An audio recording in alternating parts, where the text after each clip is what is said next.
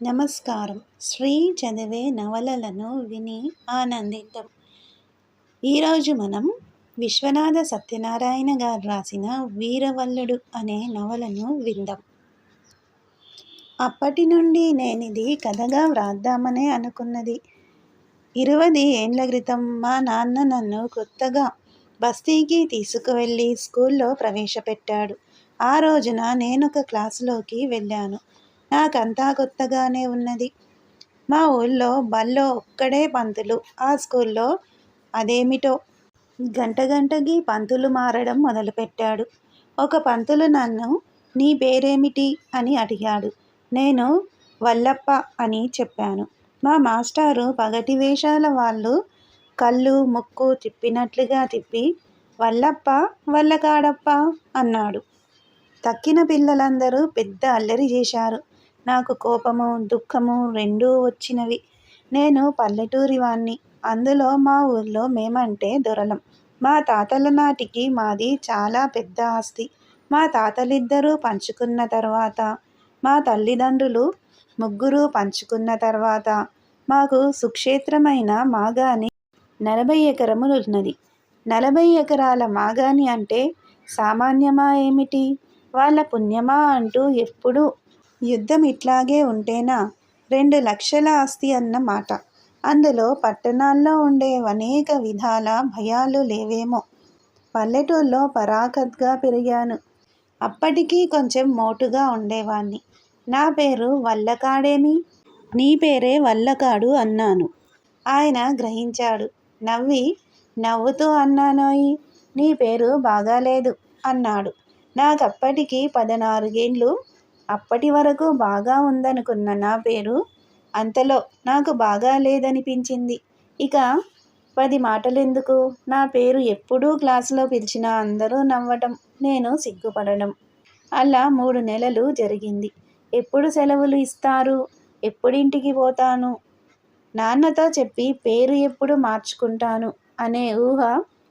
5 రూపాయలతో పేరు మార్చుకోవచ్చని అప్పుడు తెలియదు. పేరు మార్చుకోవడం అంటే అదొక బ్రహ్మ ప్రళయమని. పేరెలా మారుతుంది? మన ముఖం ముక్కు కళ్ళు మన ఒంటి రంగు ఇవన్నీ ఎట్లా మారవో పేరు అట్లానే మారదని తర్వాత మార్చుకోవచ్చునని తెలిసింది. మళ్ళీ తర్వాత మారదని తెలిసింది. మారితే పేరును బట్టి జాతకాలెలా మారుతాయి? పేరు మారితే జాతకాలు మారుతాయి అంటారు. సరే, ఇదంతా ఎందుకు? సెలవులిచ్చారు. ఇంటికి వెళ్ళాను.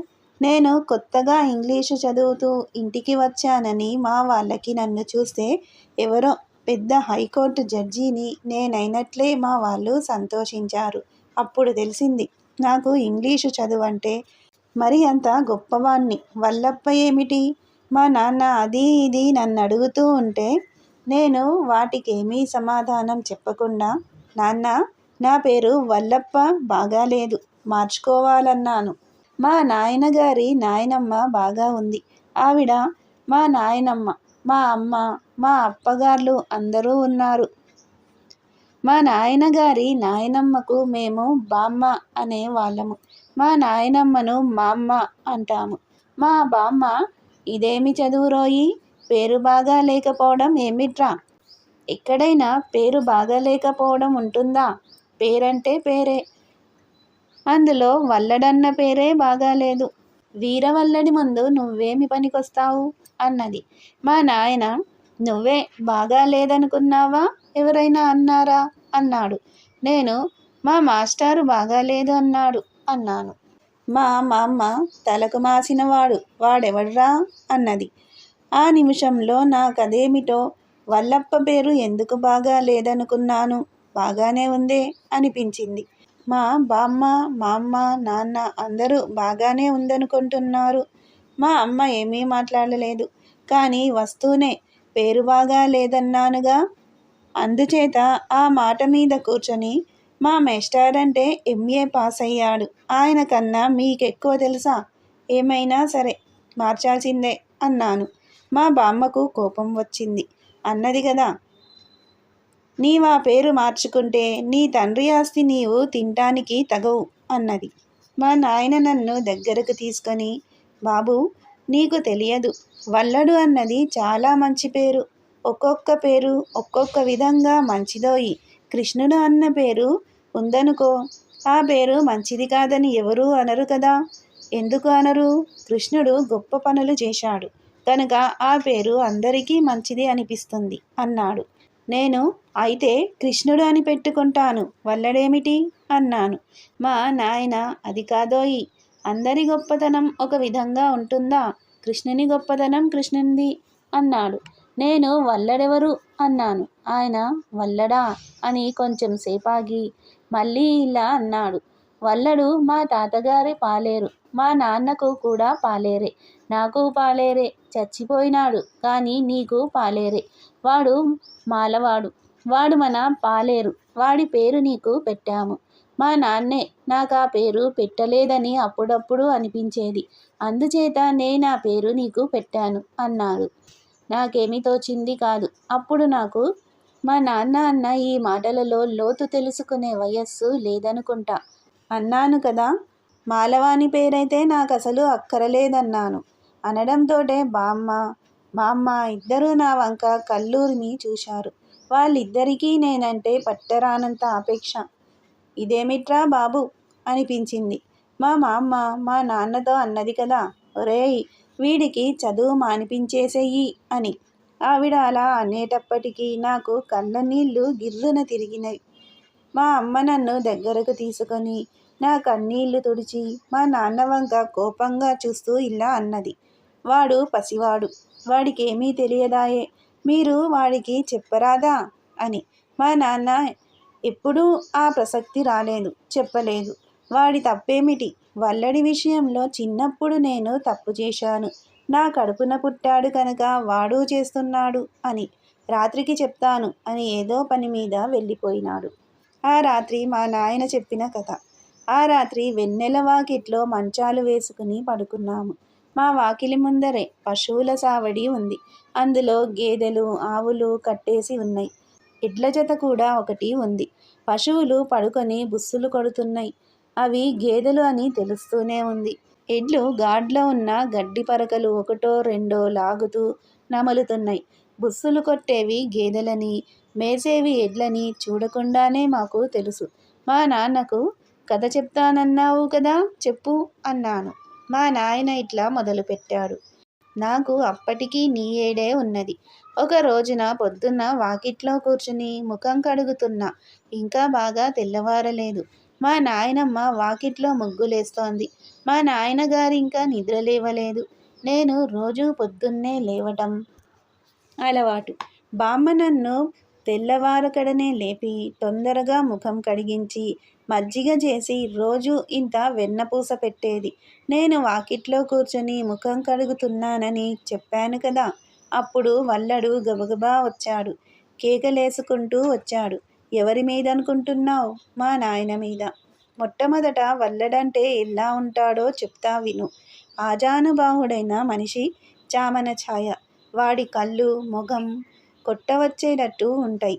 వాణ్ణి పగలు జాము పొద్దెక్కిన తర్వాత చూడాలి. పండు నీరు కావి ధోవతి కట్టి ఉత్తరీయం పైన వేసుకొని ముఖాన నిలువుబొట్టు పెట్టి కొల్పుకర్ర చేత్తో పట్టుకొని చెప్పులు తొడుక్కొని వాడు వస్తుంటే వాణ్ణి చూసి ఎరక్కపోతే మాలవాడని ఎవరూ అనుకోరు. వానిలో ఎంత ఠీవి, ఎంత హోదా. మాల వాడనటంతోటే పల్లెటూళ్ళలో వాణ్ణి సులభంగా ఏది పడితే అది అంటూ ఉంటారు. కానీ ఊరు మొత్తం మీద ఎవ్వడూ వల్లడిని తిట్టడానికి సాహసించేవారు కాదు. పైగా ఏమైనా వ్యవహారాలు వస్తే వాడిని మధ్యవర్తిగా పిలిచేవారు. ఊళ్ళో వాడొక పంచాయతీదారు.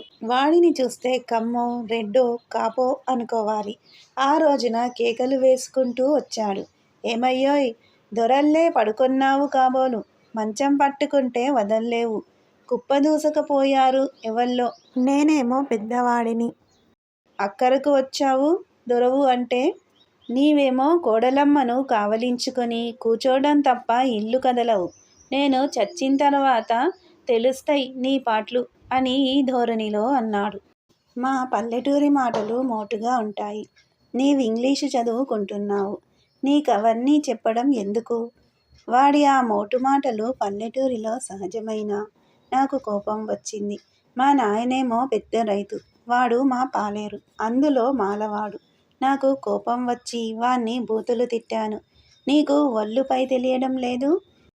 ఎవరినిరా నీవనేది? దొరనేనా? డొక్క చీలుస్తాను. ఏదో ఈ ధోరణిలో అంటున్నాను. ఆ వల్లడి కేకలకే మా నాయన లేచాడు కాబోలు. వాడి కంఠస్వరం పుస్తకాల్లో వ్రాస్తారే, మేఘ గంభీర స్వరము. మా నాయన లేచి కళ్ళు నులుముకుంటూ బయటకు వచ్చాడు. నేను వల్లన్ని తిడుతున్నాను. ఆయన చూచాడు. చూచి తొందరపడుతూ, ఎవరినిరా తిడుతున్నావు? వల్లన్నే, వల్లన్నే. ఓరి బుద్ధి లేనివాడా, వల్లడెవరనుకున్నావురా అన్నాడు. నేను, కాదు నాన్న, వాడు నీవంటే లెక్క లేకుండా మాట్లాడుతున్నాడు, వానికి ఒళ్ళు పొగరెక్కింది అన్నాను. అంతా మా నాయన, ఛ నోర్ముయి, వల్లడు, నన్ను ఏమీ అంటానికి అధికారం లేదురా వాడికి, నన్ను వల్లడు అనకపోతే ఇంకా ఎవడంటాడు అన్నాడు. నాకింక కోపం వచ్చి, నీ వలుసు ఇస్తున్నావు, అల్లాగు ఇల్లాగు అన్నాను. మా నాయనగారు నన్ను కొట్టవచ్చాడు. వల్లడు ఆపాటున, ఇదిగో బుడ్డాన్ని కొట్టేవు, కుర్రకాయకేమి తెలుస్తుంది? రాత్రి ఎవల్లో కుప్ప దూసుకు వెళ్ళారు. నేను ఊళ్ళో లేను, వస్తూ కుప్ప మీదుగా వచ్చాను. 10 పనల పెట్టు దూసుక నలుచకపోయారు.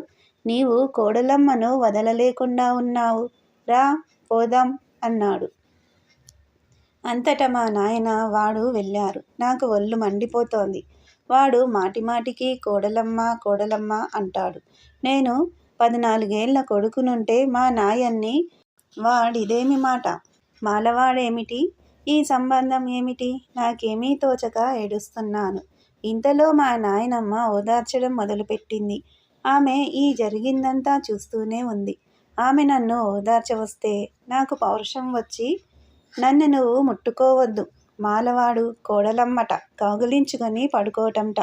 నాన్న ఊరుకున్నాడు, నీవు ఊరుకున్నావు, ఇంకొకరైతే డొక్క చీల్చి డోలు కట్టరా అన్నాను. మా నాయనమ్మ నన్ను ఓదారుస్తూ, వల్లడికేం మనమంటే ప్రేమ లేదా, గౌరవం లేదా? నీకు మీ అమ్మ మీ నాన్న పెద్దవాళ్ళుగా కనిపిస్తారు కానీ వాడికి చిన్నవాళ్ళేను. వాడి చేతి మీదుగా మీ నాన్నకు పెళ్లి చేశాడు. సంబంధం కుదుర్చుకు వచ్చింది వాడు. మీ అమ్మ అంటే వాడికి పసిపిల్లల్లే కనిపిస్తుంది నాయన. వాడికదొక ముద్దు అంది. నాలో ఉండే అహంకారమేమీ చావలేదు. అవ్వేళ వెన్నపూస పెట్టమని మా నాయనమ్మను అడగలేదు. నేను పడమటింటిలోకే పోలేదు. కొంతసేపు ఊరు వెంబడి తిరిగి, పొలానికేసి పోయి తిరిగి, మధ్యాహ్నం తిరిగి వచ్చాను. మా వాళ్ళంతా నిద్రపోతున్నారు. నేనే అన్నం పెట్టుకు తిన్నాను. మళ్ళీ ఎవళ్ళకీ కనిపించకుండా వెళ్ళిపోయినాను. రాత్రి ఎవళ్ళకీ కనిపించకుండా వచ్చి మంచం మీద ముసుగు పెట్టుకుని పడుకున్నాను. మా నాన్నకు రాత్రికి నా అజా వచ్చింది. మా మామ్మ, అమ్మ అందరూ వెతికారు. చివరకు నేను పడుకున్న చోటికి వచ్చి చూచారు. నన్ను బతిమాలి బామాలి అన్నం తినమన్నారు. నేను వల్లన్ని పాలేరుతనంలోంచి తీసేస్తే గాని తినను అన్నాను. అంతవరకు బతిమాలిన మా నాన్న, మా అమ్మ, పో వెధవా, నీవు తినకపోతే మానే అన్నారు. నేనేం చెయ్యను? చివరకు గతిలేక నేనే అన్నానికి వెళ్ళాను. నేను అన్నం తింటూ ఉండగా మా నాన్న వచ్చి దగ్గర కూర్చొని అన్నం పెట్టడం మొదలుపెట్టాడు. మజ్జిగ కారికి వచ్చేటప్పటికి రాజీ కుదిరింది. మజ్జిగ అన్నం ముద్ద నా నోట్లో పెట్టవచ్చేటప్పటికి నేను మళ్ళీ కొంచెం రాచరికపు టెత్తు లేవదీశాను. నీవు నాకు అన్నం పెట్టనక్కరలేదు. నీకు నేనంటే కన్నా వల్లడంటేనే అంత ప్రేమ అయితే వాడికే పోయి అన్నం పెట్టు అన్నాను. అప్పుడు మా నాన్న, నీవు మా బంగారు తండ్రివి, మా నాయనవు, వల్లడు మా పాలేరు, నా ప్రాణదాత, నీవు నా తలపుల్లా కడిగి రక్షించేవాడివి, నీవు నాకు ఉత్తరగతులు కల్పించేవాడివి. వల్లడు నన్ను నిలబెట్టినవాడు, మన కులదేవత. వల్లడంటే నాకు గౌరవం, నీవంటే ప్రేమ నాయన అని వల్లన్ని వదిలిపెట్టలేదు, ఇటు నన్ను వదిలిపెట్టలేదు. ఈ మజ్జిగ అన్నం తిను, వల్లడు మనకేమీ చేశాడో చెప్తాను. ఆ కథంతా చెప్పిన తర్వాత కూడా నీవు వల్లన్ని పాలేరుగా తీసేయమంటే తీసివేస్తాను. వల్లన్ని నేను పాలేరుగా తీసివేస్తే వాడు ఈ ఊళ్ళో ఉండడు. ఏ కాశీయో లేచిపోతాడు. వాణ్ణి వదిలి నేను మాత్రం ఉంటానా? నేను వాడితోనే వెళ్ళిపోతాను. 200 ఎకరాల సుక్షేత్రమైన మాగాణి ఉంది. నీకు ఈడు వస్తోంది. నా కాలి చెప్పు నీ కాలికి సరిపోతుంది. నీ పొలం అంతా నీవే చూసుకోవచ్చు. వాడు నేను కాశీకో ఎక్కడికో పోతాము. నేను మా నాన్నను బతిమాలి ఆ మజ్జిగన్నం ముద్ద నోట్లో పెట్టించుకోవలసి వచ్చింది. ఆ రోజు రాత్రి ఇవ్వాలకి మల్లెనే వెన్నెల. నీకు మల్లెనే నేను వింటున్నాను. నాకు మల్లెనే మా నాన్న ఇలా చెప్పాడు. అసలు నీకీ కథ చెప్పడం మొదలు పెట్టకముందు మన వంశ విషయం కొంత చెప్తే కానీ సరిగా తెలియదు. మన పూర్వులు మునుపు కృష్ణావతల ఉండేవారు. అక్కడ ఉన్న పొలాలన్నీ కృష్ణమ్మ తల్లి తినివేసింది. బ్రతకడం కష్టమై ఈ ఊళ్ళో వచ్చి ఉన్న మన మూల పురుషుడు మరి ఎక్కడైనా పోయి బ్రతకవలెనని బయలుదేరాడట. ఆయనకు చుట్ట కాల్చడం అలవాటు. బ్రాహ్మణులమైన మన వంశంలో చుట్ట కాల్చడం అనే దురాచారం కొందరి యందుంటూ వచ్చింది. ఆయన అలా బయలుదేరి వస్తూ మన ఈ ఊరున్న ప్రదేశం మీదుగా వెళ్తున్నాడట. ఈ దారిని పడి ఇంకేదో ఊరు పోదామని. అప్పుడు ఇదంతా అడవి. మన ఇల్లు కట్టిన చోట పెద్ద చింత చెట్టు ఉన్నదట. ఆ చెట్టులో తొర్ర ఉంది. ఈయన ఆ చెట్టు కింద కూర్చుండి సగం త్రాగిన చుట్ట ఆ తొర్రలో వదిలిపెట్టి పోయినాడట. ఆ వెళ్ళిన పని చూసుకొని తిరిగి 10 రోజులకు మళ్ళీ వస్తూ ఈ చెట్టు కిందే కూర్చున్నాడు. తీరా చూచేటప్పటికీ ఆ చుట్ట ఆరిపోలేదు. ఆ తొర్ర కొద్దిగా అంటుకొని నిప్పు ఉన్నది. ఆయన ఈ స్థలం నిప్పు ఉండే స్థలం. ఇక్కడ ఊరు కట్టి ఇల్లు కట్టుకొని నివాసం చేద్దాం అనుకున్నాడు. అప్పుడు ఈ అడవి చట్టాలు, అడవిలోంచి పుల్ల తీసుకుపోతే శిక్ష వేయటాలు ఇలాంటివి లేవు. భూమి అంతా ప్రజలది, రాజుది కాదు. దున్నిన నేల మీద పన్ను మాత్రమే రాజుది. కానీ ధాత్రితో రాజులకేమీ అవసరం లేదు. ఈ అడవి 600 ఎకరాల మేర ఉన్నది. ఈ 600 ఎకరాల మేర తనది అన్నాడు. ఈ చింత చెట్టు కింద ఒక చిన్న పాక వేసి పెళ్ళాం బిడ్డలను తీసుకువచ్చి కాపురం పెట్టాడు. అంతా అడవి వెలగపళ్ళు, చింతగుంజు, రకరకాల ఆకుకూరలు అన్నీ సమృద్ధిగా ఉన్నాయి. జొన్నలొక్కటే తక్కువ. ఒక ఎడ్ల జతను తెచ్చాడు. కావలసినన్ని జొన్నలు పండించుకుంటున్నాడు. సంసార యాత్ర చేస్తున్నాడు. కానీ అడవి అంతా కొట్టి ఆయకట్టంతా అదునులోనికి తీసుకురావాలి. తానొక్కడు చేయలేడు. ఇట్లా ఉండగా ఒక రోజున ఈ వల్లడి పూర్వుడు ఈ అడవిలోంచి వెళ్తూ మన ఇంటికి వచ్చి ఆకలిగా ఉంది, అన్నం పెట్టమన్నాడు. ఆయన అన్నం పెట్టి చుట్ట పొగాకిచ్చి, ఒరేయ్, ఇక్కడ ఊరు కడదామని ఉంది. ఈ అడవి అంతా కొట్టాలి. నీవు వస్తావా? నీవు కూడా ఒక చిన్న కొంప వేసుకుని ఇక్కడే ఉందువు గాని అన్నాడు. వాడు, దొరా, కడుపు నిండా అన్నం పెట్టావు. నీ మాట కాదనలేను, వస్తాను అని 4వ రోజుకి వాడి పెళ్ళాం బిడ్డలను తీసుకువచ్చాడు. ఒక పూట వాడికి గుప్పెడు మెతుకులు పెట్టినందుకు వాని కృతజ్ఞత చూడు. కృతజ్ఞత అనే గుణం వల్లడి కులంలో పుట్టింది. ఆనాటి మొదలు ఈనాటి వరకు వల్లడి వంశపు నెత్తురులో ఈ దేవతాగుణం లేశమైనా చెదరలేదు. ఇద్దరూ కలిసి అడవిలో చెట్లు కొట్టి బయలైనంత మేర జొన్నో రాగో ఏదో పండించుకుంటూ కాలక్షేపం చేస్తూ వచ్చారు. తర్వాత కమ్మవారిని, ఇతర కులాల వారిని తీసుకువచ్చి వాళ్లకు భాగాలు పెట్టి అడవి అంతా కొట్టించాడు. చివరకు ఊరు ఏర్పాటైంది. దానితో మనకు అవసరం లేదు. మన కుటుంబాలు కూడా ఈ 200-300 ఏండ్లు పెద్దగా పెరగలేదు. ఊళ్ళో తాతగారున్నారే, వారి కుటుంబం, మన కుటుంబం, ఆయన, మా నాన్న, తాత సహోదరులు, ఆయన తమ్ముడు 2 కుటుంబాలు, నేను, నా తమ్ముడు. మా తమ్ముడు వివాహం చేసుకోనన్నాడు కనుక మనది వాళ్ళది 2 కుటుంబాలు. వాళ్ళు మనము విడిపోయిన తర్వాత వల్లడు పెద్ద దొరవు నీ దగ్గరే ఉంటానని మా తాతగారి దగ్గరే ఉన్నాడు. ఎంత విడిపోయినా సమిష్టి కుటుంబంగానే ఉంటూ ఉండేవాళ్ళం. పొలం అంతా కలిపి దున్నడం, కలిపి పండించడం, కలిపి త్రొక్కించడం. నేను, మా తమ్ముడు చిన్న పిల్లలం. నాకొక 8 ఏళ్ళు ఉంటాయి. బాబాయికో 4 ఏళ్ళు. అప్పుడు మా నాయనగారు చనిపోయినారు. ఊళ్ళో ఉన్న మన 2వ కుటుంబంలో అప్పటి పెద్దాయన పేరు రాయుడు. రాయుడు గారు వయస్సు చేత మా నాన్నకన్నా పెద్దవాడు. మన కుదురు. ఇక్కడికి వచ్చినాయన పెద్ద కొడుకు. ఆయన పెద్ద కొడుకు. ఇలా వచ్చిన సంతానం ఊళ్ళో పెత్తందారి, మంచి చెడ్డ అన్ని అజమాయిషీలు పెద్ద కొడుకునందే ఉండటం అలవాటుగా వచ్చింది. రాయుడు గారు వయసున పెద్దవాడవటం చేత ఆయన యందే మర్యాద పెట్టి మా నాయనగారుంటూ ఉండేవారు. అందుచేత వ్యవసాయం పనులన్నీ ఈ 300 ఎకరముల మీద తక్కిన 300 వారికి ఇచ్చి ఊళ్ళో కుటుంబాలు ఏర్పాటు చేశారుగా. రాయుడుగారే చేస్తూ ఉండేవారు. అంటే మా నాయనగారు చేస్తూనే ఉండేవారు. పెద్దరికం మాత్రం ఆయన మీద ఉంచుతూ ఉండేవారు. కానీ ఆయనకు మాత్రం మనసులో గుజ్జుగా ఉంటూ ఉండేదిలే. వీళ్ళది పెద్ద కుటుంబం ఏమిటి, ఈ ఊరి మీద వీళ్ళది అధికారం ఏమిటి అని. కానీ మా నాయనగారంటే మనసులో భయం. మా నాయనగారు వెళ్ళి, ఏమోయ్ బాబాయి ఇలా చేశావు అంటే, లేదురా నాయనా, లేదురా నాయనా అంటూ సర్దుకుపోయేవాడుట. ఈ పరిస్థితుల్లో మా నాయనగారు చచ్చిపోయినారు. ఇదిట్లా ఉంచి ఇంకో సంగతి చెబుతా విను. మా అమ్మ పుట్టినిల్లు కృష్ణావతల. మీ అమ్మ పుట్టిల్లు కృష్ణావతలే. అక్కడ నుంచి వచ్చారు కనుక మన కుదుట్లో ఆ మూలపురుషుడి దగ్గర నుంచి సంబంధాలు చెడిపోకుండా ఆ మేనమామల పిల్లలనే చేసుకుంటూ వచ్చారు. ఆ కృష్ణావతల అది సముద్ర తీరం. అన్నీ చవిటి పర్రలు, ఏమీ పండేవి కావు. మన వాళ్ళెప్పుడూ వారికి చేదోడు వాదోడుగా ఉంటూ ఉండేవారు. ఇప్పటికీ మళ్ళేనే చూస్తున్నావుగా. ఎప్పుడు మా మేనమామలు మీ మేనమామలు వచ్చి నెలల తరబడి తింటూ ఉండేవారు. పైగా మనకదే అచ్చి వస్తోంది.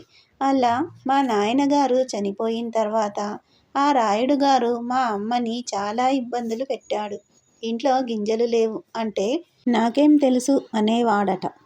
ఈవిడ ఊళ్ళో చాలా అప్పులు తేవడం, కోమటింటి నుంచి అన్నీ అప్పు చేసి తీసుకురావడం, కోమటింట పద్దు పెరిగిన కొద్దీ వాళ్ళు ఇవ్వమనటం, చివరకు వల్లడు అదిరించి బెదిరించి ఎక్కడో అక్కడ ఓ బస్తా జొన్నలు తెస్తే అది వచ్చేపోయే వాళ్లతో 2 రోజులన్నా రాకపోవడం, దారి మార్గాన వెళ్తుంటే ఎంతమంది బ్రాహ్మణులైనా మరెంతమంది ఇతరులైనా ఫలానా వారి ఇల్లని మా ఇంటికే వస్తారు. 200-300 ఏళ్లుగా ఈ ఇంట్లో లేదన్న మాట లేదు. అప్పటికి మా అమ్మగారు గుండె దిటువైన మనిషి, కొంచెం నోరు కలది. ఏమైతేనేమి, రోజులు గడిచిన కొద్దీ ఊళ్ళో ఉండడం కష్టమైంది. నాయకుడు, మునసబు, కరణం అందరినీ రాయుడుగారు కట్టాడు. పిల్లలను వేసుకుని పుట్టింటికి లేచిపోతుంది, ఆడదేమి చేస్తుంది అని పన్నాగం ఎత్తాడు. ఊళ్ళో అధికారులు తమకు అనుకూలంగా ఉన్నా పిలిస్తే పలికే దిక్కులేదు. వల్లడి అధికారం కూడా సాగలేదు.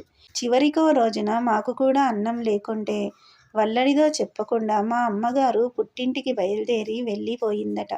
నాకు లీలగా జ్ఞాపకం ఉంది. కానీ ఆ విషయాలేమీ సరిగా బొమ్మ కట్టవు. కాసేపు నన్ను నడిపించి, కాసేపు తమ్ముణ్ణి నడిపించి, ఒకప్పుడిద్దరినీ చంకన వేసుకుని ఆ ఊళ్ళో వాళ్ళని వీళ్ళని అడిగి మాకు అన్నం పెట్టించి నానా కష్టాలు పడి చివరికి పుట్టింటికి చేరింది. ఆవిడ తోడబుట్టిన వాళ్ళు అంతా సామంతులు కారు, వ్యవహార నిష్ట లేనివారు. అవునంటే అవునని నడుము కట్టలేని వ్యవహారాలు సాగించేందుకు మనిషిలో అదొక పలుకు ఉండాలి. అది దేవుడు ఇచ్చేది గాని తెచ్చిపెట్టుకుండేది కాదు. వాళ్ళు పేదవాళ్ళు, బ్రాహ్మణ వృత్తిలో ఉండేవారు. నీవు నీ పిల్లలు సరే మాతో పాటే ఉండండి, కలో గంజో అలాగే త్రాగుదామన్నారు. కానీ అరే అదేమిటి, నీ ఆస్తికి వాడెవడు అని కత్తిగట్టే సామంతం లేనివారు. రోజులిట్లా గడుస్తూ ఉండగా ఇక్కడ ఇక చెప్పబోయేదంతా వల్లడు చెప్పిన కథ. వల్లడంటున్నాడు, నేనా పొద్దున కోడి కూసే వేళ లేచి పొలం పోయి చూచుకొని దొర ఇంటికి వెళ్ళాను. మా పెద్ద దొర అంటే నేను రోజూ వాకిట్లో పడుకుండేవాడు. ఆ రోజున కనిపించలేదు. గొడ్ల సావిట్లో చూస్తే పాడిగేదె ముందర గాని ఎడ్ల ముందర గాని గడ్డి లేదు. తెల్లార్లు మేతలేక అవి డొక్కలు లోతుకుపోయి నన్ను చూడటంతోటే గేదె నాలిక వెడలబెట్టి అరిచింది. నేను గడ్డి తీసి వేశాను. దొరసాన్ని ఎన్నిసార్లు పిలిచినా ప్రతిలేదు. తీరా చూస్తే ఇంటికి తాళం వేసి ఉన్నది. ఇరుగు పొరుగు వారందరినీ పిలిచాను. అందరూ చెప్పారు, మీ దొరసాని నిన్న పొద్దున్నే వెళ్ళిపోయిందిరా అని. నేనా వెనుక 2 రోజులు ఊళ్ళో లేను. నా చెల్లెల్ని అదేదో ఊళ్ళో ఇచ్చాము. దానికి జబ్బుగా ఉందంటే చూడ్డానికి వెళ్ళాను. నాకేమీ తోచింది కాదు. కోపం వచ్చి రాయుణ్ణి తిట్టాను. నా దొర ఆస్తి వేసుకు తినేందుకు వీడెవడు? చూడు ఏమి చేస్తానో. పిల్లల్ని తల్లిని ఊళ్ళోంచి వెళ్ళగొడతాడా? ఈ పూట తింటే ఆ పూట లేకుండా వాళ్ళని పస్తూ పెట్టాడు. నా దొర బతికున్నప్పుడు కుక్కిన పేనల్లే ఉండేవాడు. ఏసుకు తిందామనుకున్నాడు కాబోలు. ఎట్టా తింటాడో చూస్తాను. మళ్ళీ నా దొర ఆస్తి నా దొరకప్పజెప్తాను. అప్పచెప్పకపోతే నా పేరు వల్లడు కాదు. నేను మాలవాడి కడుపున పుట్టలేదు. ఇలా అంటున్నాడు. చుట్టూ మూగిన కమ్మవారు వారు ముసిముసి నవ్వులు నవ్వారే కానీ ఏమీ మంచిగా లేరు. ఇంతలో ఊరి నాయకుడు వచ్చాడు. అతను ఒత్తి ఒత్తి మాట్లాడడం మొదలుపెట్టాడు. అంతా చూచాను. మనకేమీ అనుకూలంగా లేదని తెలిసింది. కానీ నేనంటే ఏదో కొంత భయం ఉంది. పైగా న్యాయం నా పక్షాన ఉంది. నేనేమి చేయడానికైనా చిన్నదొరలు దొరసాని ఊళ్ళో ఉంటే కదా. లేకపోతే నీదేమి ఉంది పొమ్మంటారు. వెళ్ళి వెంటనే దొరసాన్ని తీసుకురానా అనిపించింది. పొలాలన్నీ పంట మీద ఉన్నాయి. కొయ్యాలి, గూళ్ళు వెయ్యాలి, తొక్కించాలి. చేస్తేగాని కొత్త గింజ రాదు. పాత గింజ ఎక్కడ కనిపించడం లేదు. ఇప్పుడే నే దొరసాన్ని పిల్లల్ని తీసుకువస్తే వాళ్ళని బ్రతికించడం కష్టమవుతుంది అనుకుని మాట్లాడకుండా ఇంటికి వెళ్ళిపోయినాడు. పగలు రాత్రి ఇదే ఊహ అనుకో. నేననుకున్న పథకానికి ఊళ్ళో కాపుల్ని కరణాన్ని తిరగదీస్తే గాని కుదరదు. దానికి కొంతకాలం పడుతుంది. ఇదంతా నెమ్మది మీద జరగాల్సిన పని కానీ తొందరపడితే లాభం లేదు. ఆ రోజున బువ్వ తిని పొలం పోయినాను. రాయుడుగారక్కడ కూర్చున్నాడు. నేను ఆయన వంకే చూడకుండా ఏదో పని చేస్తున్నాను. కానీ కన్ను ఆయన మీదే ఉంది. ఆయన నా వంక కోపంగా చూస్తున్నాడు. పొద్దున నేనన్న మాటలన్నీ ఈయనకు తెలిసి ఉంటాయనుకున్నాను. నన్ను ఆయన చూస్తే ఎలా ఉందంటే ఏం కదిలిస్తే ఏం మీద పడుతుందో అన్నట్టు ఉన్నా. పులి మీదికి దున్న రాలేదు, దున్న మీదికి పులి పోలేదు. అలా వల్లడు చెబుతూ ఉంటే మా నాన్న ఈ ప్రశ్న వేశాట. ఇందులో దున్న ఎవరు, పులి ఎవరురా అని. అప్పుడు వల్లడు ఓయిదొరో నీవు గడుసెక్కావు అని మళ్ళీ చెప్పటం మొదలెట్టాడు. 4-5 పొద్దుల్లో ఆ ముమ్మరం తగ్గింది. ఆయన దారిని ఆయన, నా దారిని నేను పోతూ ఉండేవారం. ఈ పని చెయ్యమని నాతో చెప్పేవాడు కాదు. నాకు తోచిన పని నా దొరదేదో పని నేను చేసుకుంటూ ఉండేవాణ్ణి. కానీ ఆయన కడుపులో కదులుతూనే ఉందిగా. అందుచేత ఏ చిన్న విషయం వచ్చినా పాలేళ్ళనందరినీ కలిపి మంది మీద తిడుతూ ఉండేవాడు. ఒక రోజున మరీ ఒడ్డిగిల్లి పోయినాడు. ఎదవ ఎదవ వీడట, వాడి దొరపొలం వాడికిస్తాడట.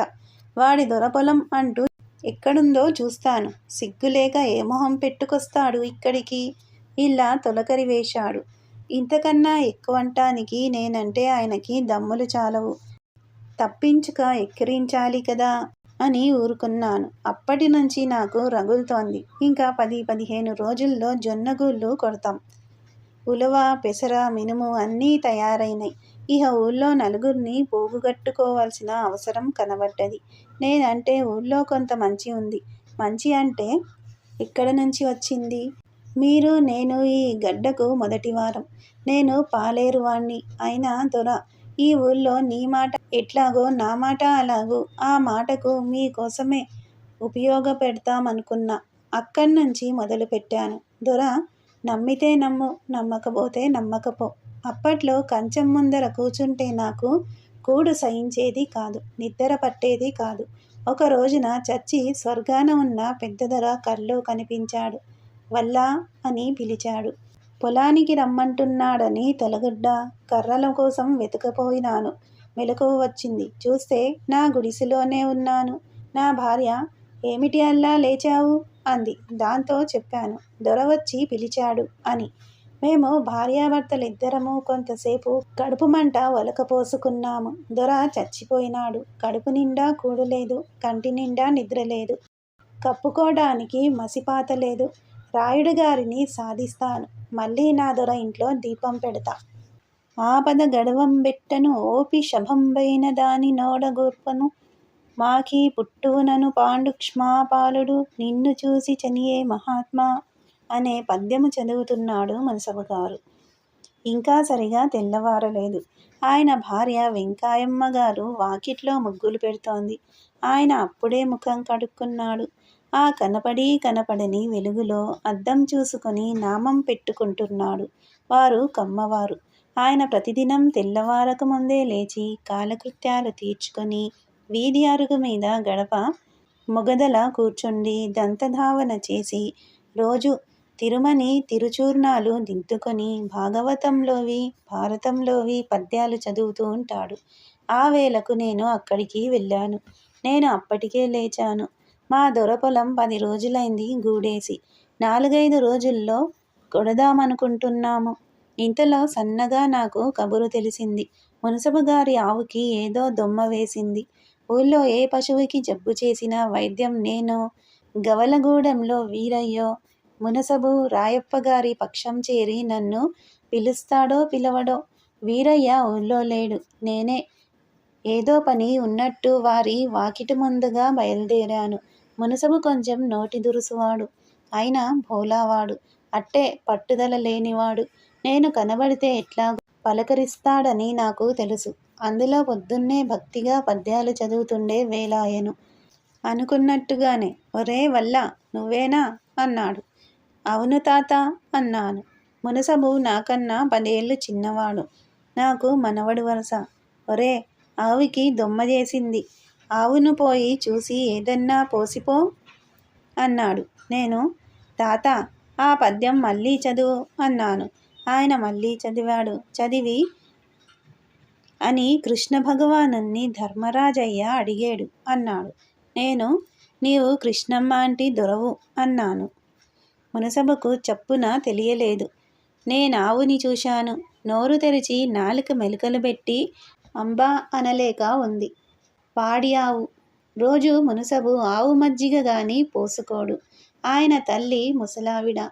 గానమ్మ ఆవు నెయ్యి గాని పుచ్చుకోడు. ఆవు మజ్జిగ గాని పోసుకోడు. ఇది తల్లి కొడుకుల వ్రతం.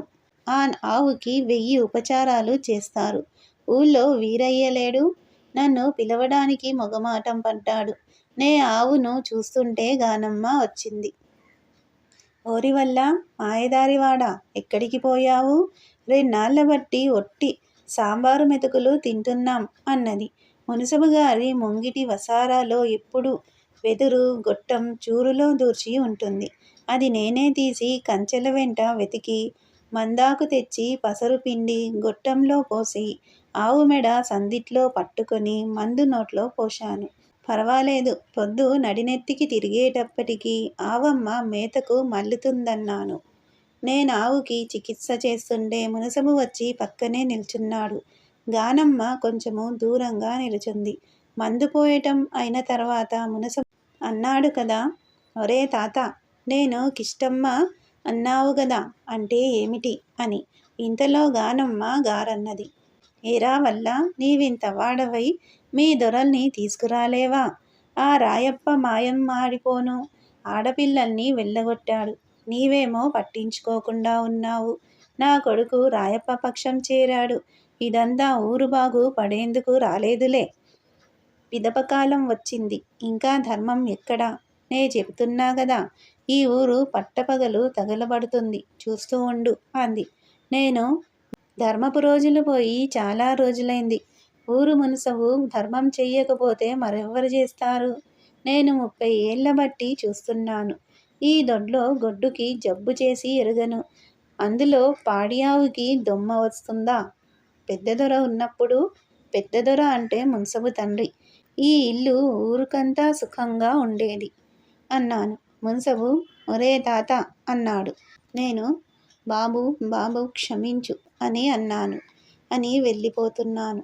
వెనుక నుంచి గానమ్మ గారంటుంది. ఒరే నాయన, మనకిది క్షేమం కాదు. వల్లడు కల్లాకపటం ఎరుగనివాడు. ఆ చచ్చిపోయిన బ్రాహ్మడు ధర్మరాజు. ఇది వాళ్ళ గడ్డ, వాళ్ళది పెద్దకుండ. ఆడపిల్లలు అలో లక్షణ అంటూ వెళ్ళారంటే ఈ ఊరికి కొట్టి తీరుతుంది అని ఏమేమో అంటుంది. నాకు తెలుసు ఇది చాలని. ఇంకా కరణము నాయకుడు ఉన్నారు. మనసబు ఎడ్డం అంటే కరణం తెడ్డం అంటాడు. కానీ కరణానికి మా దొర చాలా చేశాడు.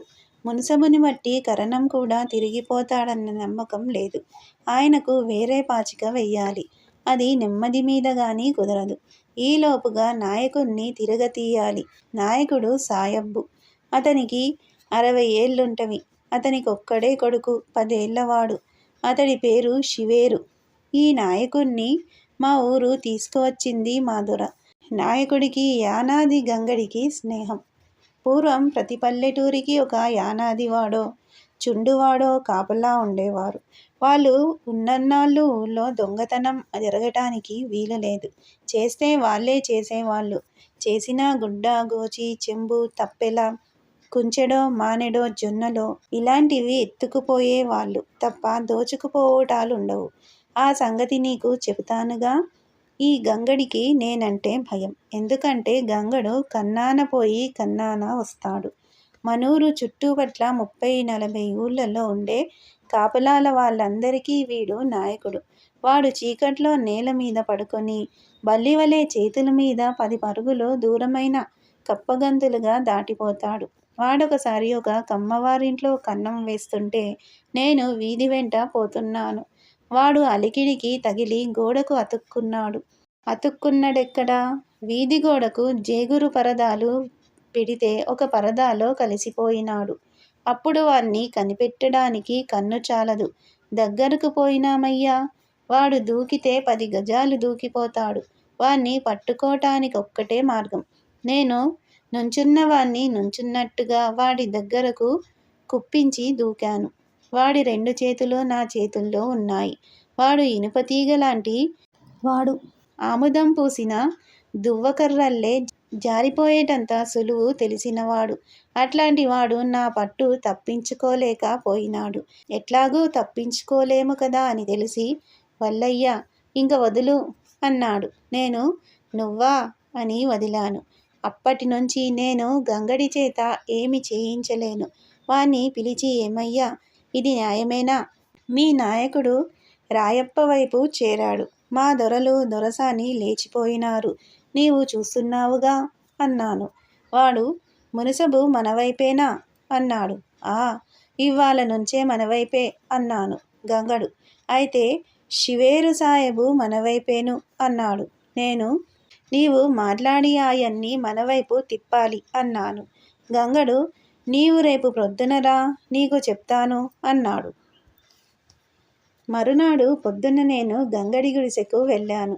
అక్కడ శివేరు సాయిబు ఉన్నాడు. నాయకుడిట్లా అంటున్నాడు. ఒరే గంగ, అది మా తాతయ్య ధాలి.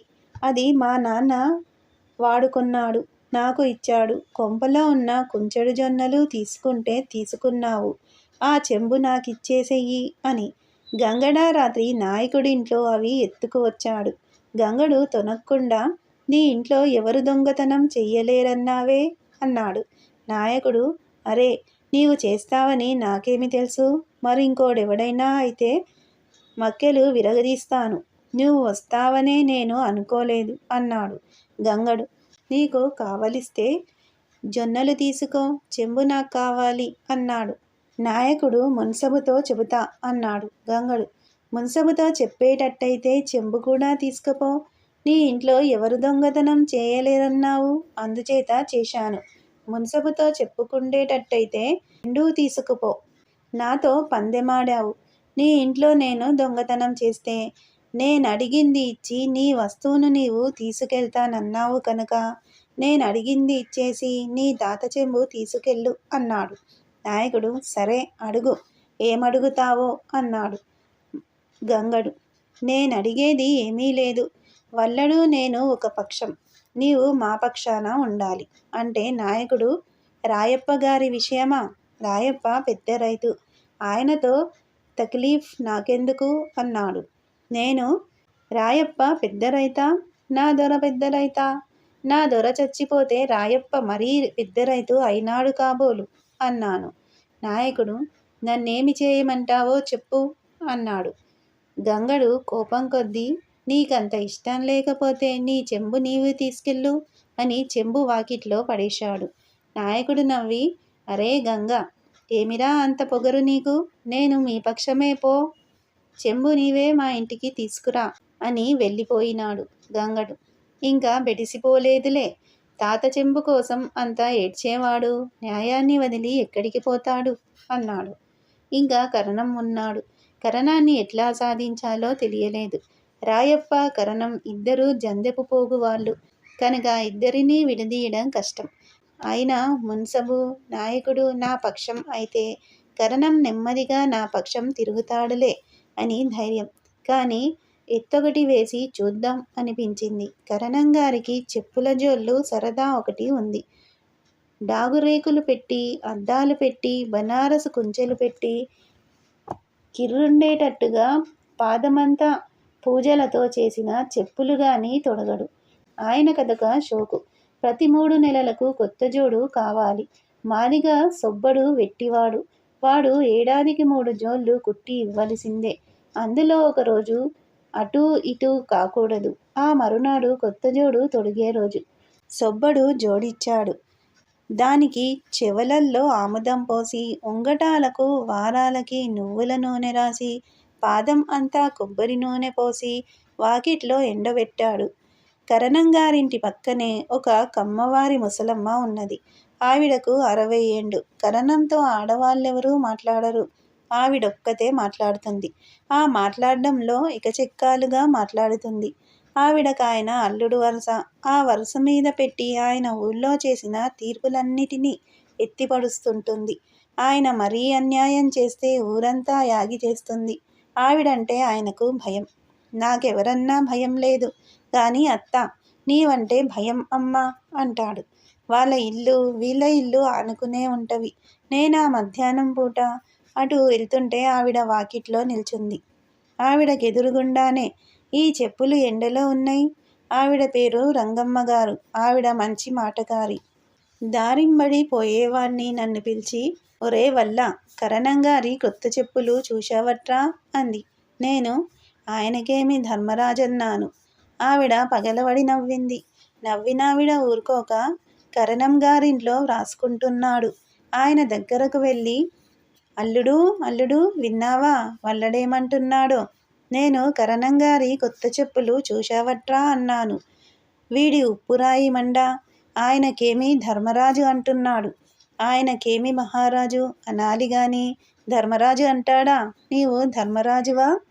నీవు ధర్మరాజున్నో, రాయప్ప కృష్ణుడున్నో అన్నది. కరణంగారు అదేమి చిత్రమో నా వంక కోపంగా చూడ్డం మొదలుపెట్టాడు. నేను దొరా, నేనట్లా అనలేదు. మహారాజో ధర్మరాజో నాకేం తెలుసు? ఏదో లోక సామెతగా అన్నాను. రంగమ్మగారిల్లా అంది. అవునయ్యా, రాయప్పని వెనకేసుకొని వాడి చిన్నదొరలని నీవు ఊళ్ళోంచి వెళ్ళగొట్టావు. వాడికి కోపం రాదా? ఉన్నమాటంటే ఉలికెక్కువ అని. నీకిది తగదు. నువ్వు ఆ మునసబు ఆ రాయప్ప పక్షం చేరకపోతే ఇంత దూరం వస్తుందా?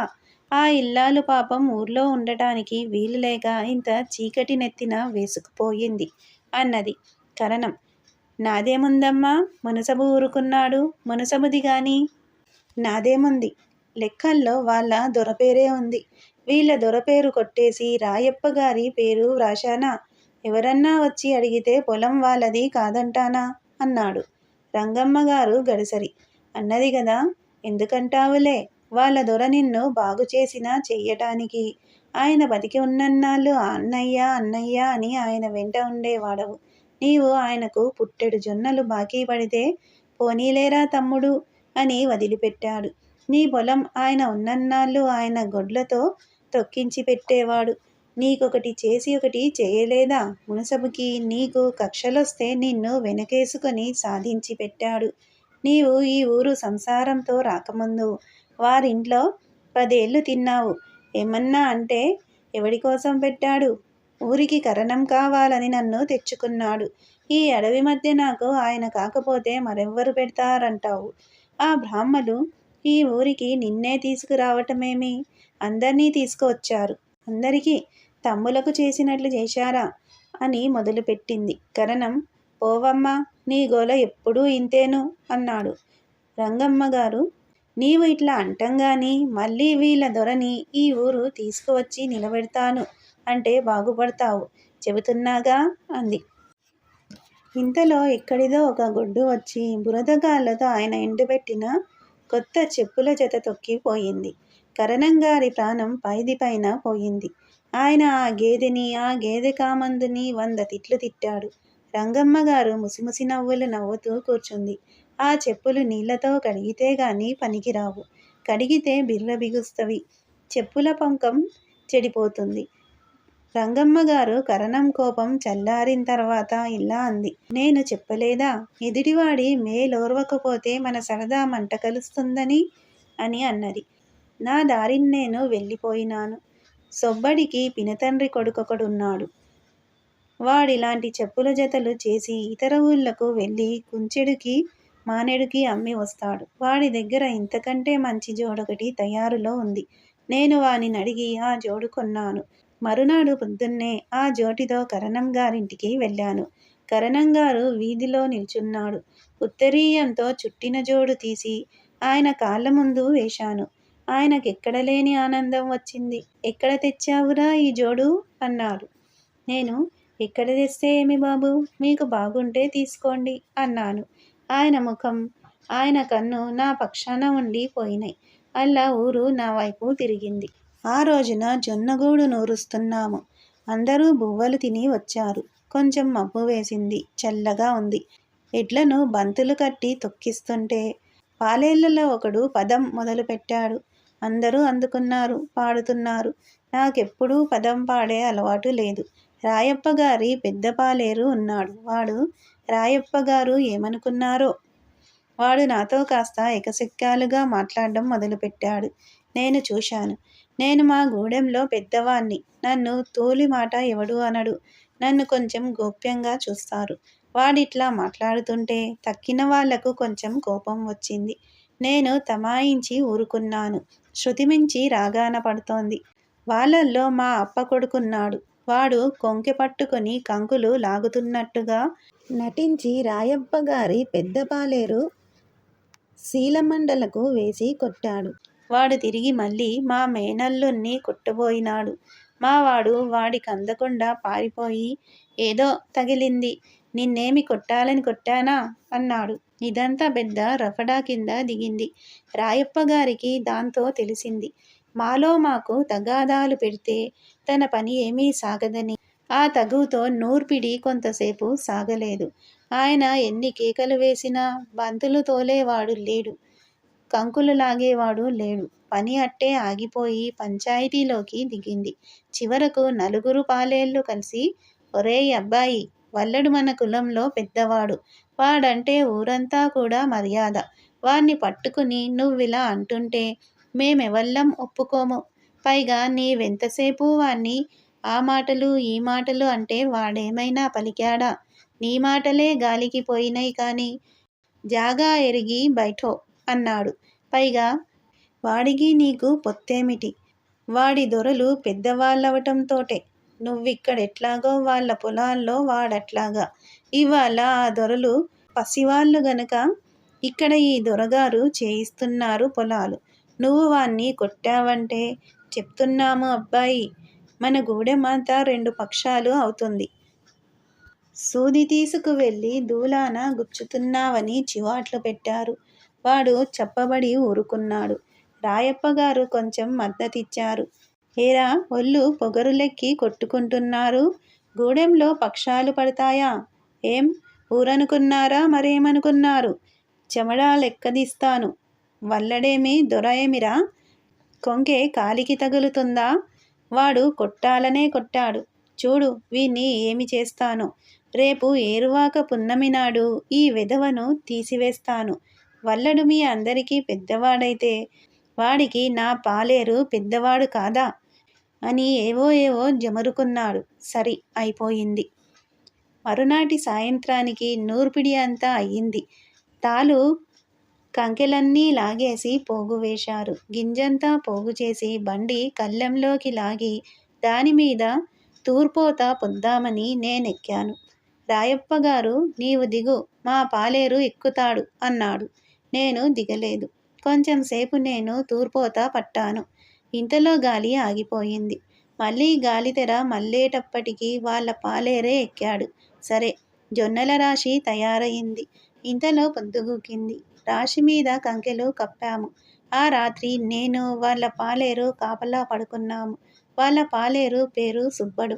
మేమిద్దరం కూడు తిని కళ్యాణికి వెళ్ళాము. రాయప్పగారు భోజనానికి వెళ్ళాడు. నిన్న మధ్యాహ్నం నుంచి సుబ్బడు నాతో మాట్లాడడం లేదు. అప్పుడు మేమిద్దరమే అక్కడున్నాము. సుబ్బడిలా అన్నాడు.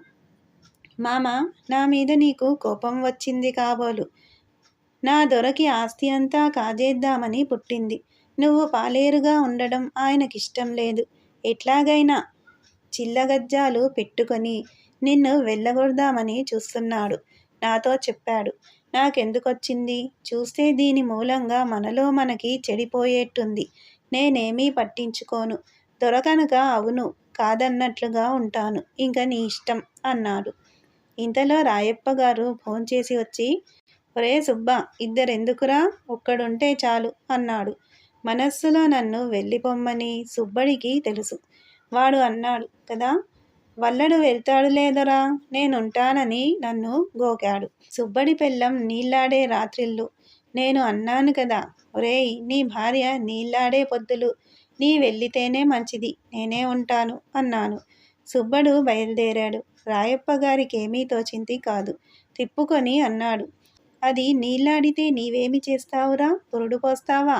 సరే, నీవు ఉండు అని.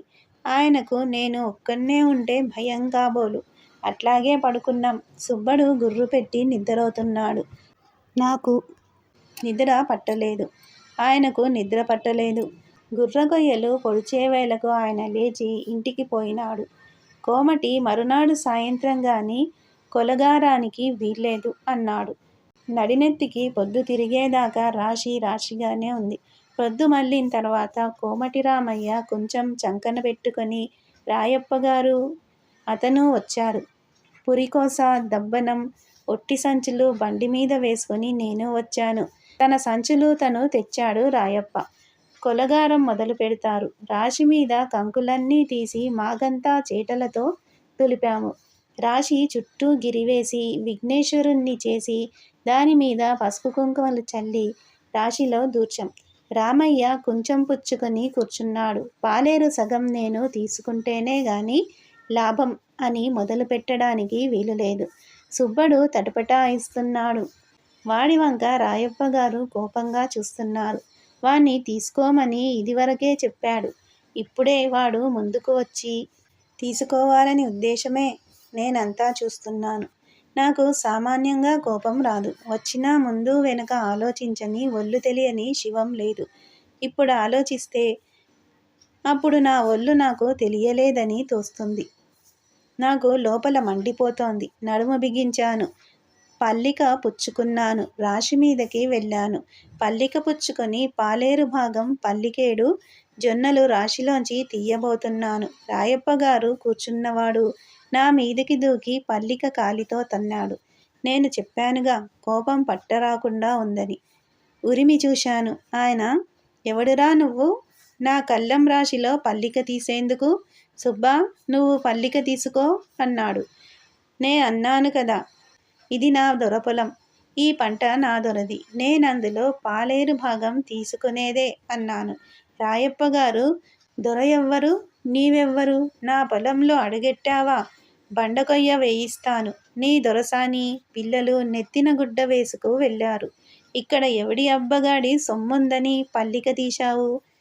వెర్రెక్కాయి వేషాలు వేశావా? పక్కటెముకలు విరగతన్నిస్తాను. పోయి నీ అబ్బగాడితో చెప్పుకో అని పరవళ్ళు తొక్కుతున్నాడు. నేను, నా దొరపొలమే లేదా, ఎట్టాలేదో చూస్తాను అనేటప్పటికీ, ఏమి చూస్తావురా, ఏమి చూస్తావు? నీవు చేసేదేమిటి? చూస్తాడట, చూస్తాడు. ఏది చూడు అన్నాడు. నేను చూస్తాగా, చేసి చూపిస్తాను, ఇదిగో అని పల్లిక పుచ్చుకొని మళ్ళీ తవ్వబోయినాను. రాయప్పగారు నా మీద కలబడ్డాడు. కొట్టలేరు గాని చేత్తో తోశాడు. నేను కలబడితే విరిచి పోగులు పెట్టేవాణ్ణే. కానీ బ్రాహ్మడు, పెద్ద రైతు. నేను వ్యవహారం సాధించుకోవాల్సిన వాణ్ణి. ఆయన కొట్టినా నేనూరుకున్నానని ఊరు చెప్పుకోవాలి. అందుచేత ఊరుకొని ఈ కళ్ళంలో నేను కాకపోతే మరెవ్వడు పల్లీక ఎత్తుతాడో ఎత్తుమను అని నిలుచున్నాను. రాయప్పగారు సుబ్బడి వంక చూచి తీయరా పల్లీక తీయి అన్నాడు. సుబ్బడు కదలలేడు. వాడు ఎంత గద్దించినా కదలకపోతే వాణ్ణి పిరికి వెధవ అని తిట్టి తానే పల్లీక నిండా జొన్నలు తీసి ఇవతల పెట్టి రామయ్యను కొలవమన్నాడు. రామయ్య తటపటాయిస్తున్నాడు. నేను ఇలా అన్నాను. అదివరకు రాయప్పగారికి ఎప్పుడూ ఎదురుగా తిట్టలేదు. దొరగారు అన్నాగాని ఇంకో విధంగా పిలవలేదు. ఆ రోజున ఏమన్నానో జ్ఞాపకం లేదు కానీ ఈ మోస్తారుగా అన్నట్టు జ్ఞాపకం. నా దొర ఆస్తి నీవు తీసుకొని తిందామని చూస్తున్నావు. నా గొంతుకలో ప్రాణం ఉండగా నిన్ను తిననివ్వను. ఈ గడ్డలో నా పూర్వులు వచ్చారు. నీ పూర్వులు వచ్చారు. ఇక్కడకొచ్చిన మొదటి కుటుంబాలు మీరు మేము. బ్రాహ్మణులలో పెద్ద కుండ మా దొరది. మా కులంలో పెద్ద కుండ నాది. నా దొరతో చస్తే చస్తాను. బ్రతికితే బ్రతుకుతాను. నా దొరకు మళ్ళీ ఊరు వదిలి లేచైనా పోతాను. లేకపోతే నా దొరను తీసుకువచ్చి ఈ ఊళ్ళో నిలైనా తొక్కుతాను. నా పట్టు శివంగి పట్టనుకో. మాలవాడు కదా హుష్ అంటే ఎగిరిపోతాడనుకుంటున్నావు. నేను నీ గుండెల్లో కూర్చుంటాను. నిన్ను సాధించాలంటే 1,00,000 విధాలా సాధిస్తాను. నీ ఇల్లు దోయిస్తాను. 1,00,000 చేయగలుగుదును. కానీ అవేవీ చెయ్యను. వ్యవహారంగానే సాధిస్తాను. ఇదిగో పొద్దున్నే లేచిపోతున్నాను. నా దొరసానిని చిన్న దొరలను తీసుకువస్తాను. వాళ్ళను తీసుకొస్తే గాని గంటెడు నీరు పుచ్చుకోను. ఇది ప్రతిజ్ఞ అనుకో. ఊళ్ళో రాముడి గుడి ఉంది. ఆ రాముడి పేరు పెట్టి శాపం పెడుతున్నా. సుబ్బడు ఆ పల్లికేడు జొన్నలు తీసుకెళ్ళాడో. సుబ్బడి పెళ్ళం నిండు గర్భిణి. తొలిపొద్దో మలిపొద్దో నీరాడుతుంది. నోటితో అనను. ఏమి చేస్తాడో ఆ దేవుడే చేస్తాడు. సుబ్బడు పల్లీకైతే ఎత్తాడా? ఊరంతా 2 పక్షాలైందన్నమాటే. ఊరంతా దెబ్బలాటలే, కుప్పలు తగలెట్టుకోటాలే, దొంగతనాలే. రామరాజ్యం మళ్ళీ ఉన్న ఊరు హిరణ్యకశిపుడి రాజ్యం చేస్తాను. ఈ పంతం అంతా సుబ్బడితో. ఓయి బ్రాహ్మడా, ఇది నీతో కాదు. నీతో వ్యవహారం చేస్తాను. మాలవాడు కదా, వ్యవహారం చేయలేడనుకుంటున్నావు. చేసి చూపిస్తాను. మాలవాడి వ్యవహారాలకి బాపనాడి వ్యవహారాలకి భేదం చూపిస్తాను. వ్యవహారాలు చేయడానికి అక్షరం ముక్కలు రావాలనుకుంటున్నావేమో. బుద్ధికి అక్షరానికి ఏమీ సంబంధం లేదు. సంబంధం లేదని మా దొర 1000 సార్లు చెప్పాడు. మా దొర ఉన్నన్నాళ్ళు ఆయన మోచేతి వెనక దాగి ఉన్నావు. ఇవాళ వీరుడైనావు. ఈ పొలం అంతా నా దొర తొక్కించకపోతే బంజరు అయ్యేది. ఆయన వీధిలో నుంచుని అరిస్తే నాయనా నాయనా అల్లా కాదురా అని పిల్లిలా ఉండేవాడివి. ఇవాళ కొమ్ములొచ్చినాయి. నీ కొమ్ములు ఇరగదీయకపోతే నేను మాలాడి కడుపున పుట్టలేదు అని రివరివా బయలుదేరి వెళ్ళాడు. నేను వెళ్తుంటే అందరూ నా వంక విస్తుపోయి చూస్తున్నారు. నేను వెనక్కి తిరిగి చూడలేదు. ఇంటికి పోవడానికి ప్రాణం ఒప్పలేదు. అట్లాగే బయలుదేరి మా దొరసాని పుట్టిల్లు ఊరుముఖం పట్టాను. వెళ్ళాను. ఆ దారి వెంట ఏం ఆలోచించానో నాకే తెలియదు. ఆలోచనే లేదు. ఒక కట్టెదారం మట నడుస్తున్నట్టుందనుకోండి. ఆ ఊరు ఈ ఊరు దాటి వెళ్తుంటే ఏ ఊరు మీదని ఎవరైనా అడిగారని గుర్తే తప్ప సమాధానం లేదు. ఎక్కడికి పోతున్నావు అంటారు. ఎక్కడికి పోతున్నానని చెప్పను. అలాగే పోతున్నాను. రాత్రి పొద్దుపోయింది. ఒక ఊళ్ళోంచి పోతుంటే నన్ను చూసి ఒక కుక్క మొరిగింది. రాయప్ప మీది కోపమంతా నాకు దానిమీద వచ్చింది. నేనేమి ఎరుకలవాణ్ణా, యానాదివాణ్ణా, పాములవాణ్ణా? నన్ను చూసి మొరుగుతుంది అని దానిని కర్రతో కొట్టేటంత కోపం వచ్చింది. చీచీ, రాయప్పనే కొట్టలేదు. దీన్ని కొట్టడం ఎందుకనిపించింది. ప్రొద్దునెప్పుడో తిన్నా బువ్వ. కడుపులో ఆకలి మండిపోతోంది. ఎవరినడిగినా ఇంత కూడు పెడతారు. నేనెవరినీ అడగదలచలేదు. ఎక్కడికైనా ఒక్క బిగువున నిద్రపోతే గాని మళ్ళీ నడవలేననుకున్నాను. కూర్చోకుండా 30 ఆమడైనా ఒక్క బిగువున పోయేవాణ్ణి. నాకా రోజున ఆకలి వేయడం, కాళ్ళు నొప్పులు పెట్టడం నాకే చిత్రంగా ఉంది. ఎంచేతనబ్బా అనుకున్నాను. కోపం నా సత్తువంతా లాగివేసింది. కోపాన్ని తిట్టాను. మా దొర చెప్పేవాడు, ఒరే వల్ల కోపం చాలా చెడ్డది అని. నేను ఆయన ఒకే ఈడు వాళ్ళం. నాకన్నా కొంచెం చిన్నవాడనుకో. కులాలు భేదంగాని మేమిద్దరం చుట్టాలల్లే ఉండేవాళ్ళం. ఒరే, నాకు కూతురు పుడితే నీకు కొడుకు పుడితే వాళ్ళిద్దరికీ పెళ్లి చేద్దామురా అన్నాడో రోజున. ఆ మాట నిజం కాదని ఆయనకు తెలుసు, నాకు తెలుసు. కానీ ఒకళ్ళంటే ఒకళ్ళకు మాకు అలా ఉండేది. మా దొర చదువుకున్నవాడు. భారతాలు భాగవతాలు చదివాడు. సంస్కృతం అది రాదు. కానీ మా దొర మనస్సా బంగారం. చదువెందుకు, బుద్ధి కావాలి గాని. మేమిద్దరం వయస్సులో ఉండేవాళ్ళం అప్పుడు. మా దొర కోపం చెడ్డదిరా అంటే నేను కాదు దొర, కోపానికేమిటి, ఎట్లాగైనా చంపుకోవచ్చు, కామమే చెడ్డదన్నాను. మా దొర ఏమన్నాడు? రతనం వంటి మాట అన్నాడు. ఒరే, కాదురా వల్ల, కామమేమున్నదిరా, ముసలితనం వస్తే చస్తుంది, కోపం కట్టెల్లో పెట్టినా పోదురా అన్నాడు నా దొర. అప్పటికి లేతవాడే. మా దొర ఆలోచన చూడండి. మా దొరను రాయప్పునునా అంత గొప్పవాడు కనుకనే అంత పెందరాడే చనిపోయినాడు. చెవులకింతింత బంగారపు ముద్దలు పెట్టుకొని, ఎర్ర గోర్పడాలు కప్పుకొని ఒగ్గు బ్రాహ్మలు మా దొరని చూడ్డానికి వస్తే బస్తాలకు బస్తలు కొల్చేవాడు మా దొర. ఆ దొర సంతానాన్ని నేను మళ్ళీ నిలపకపోతే, నేను ఆ దొర దగ్గర నేర్చుకున్న ఈ కోపం, చంపడం, తక్కిన రుణాల మాట అల్లా అట్టే పెట్టి నా ఈ రుణం ఎట్టా తీర్చటం? ఆ కుక్కని ఏమీ చేయలేదు. ఆ ఊరి చెరువు గట్టునో చెట్టుంటే ఆ చెట్టు కింద పడుకున్నాను. అప్పటికి రాత్రి చాలా పొద్దుపోయింది. అంత పొద్దుపోయి ఒక బ్రాహ్మణ అమ్మవారు చెరువుకి నీళ్లకు వచ్చింది. నేనా చెట్టు కింద పడుంటే ఎవరా పడుకుంది అంది. మేము మాలవాళ్ళం, మాది ఫలానా ఊరు అన్నాను. ఆవిడ, ఇక్కడ పడుకున్నావేమిరా, మా గొడ్ల సావిట్లో పడుకుందుగాని రా అన్నది.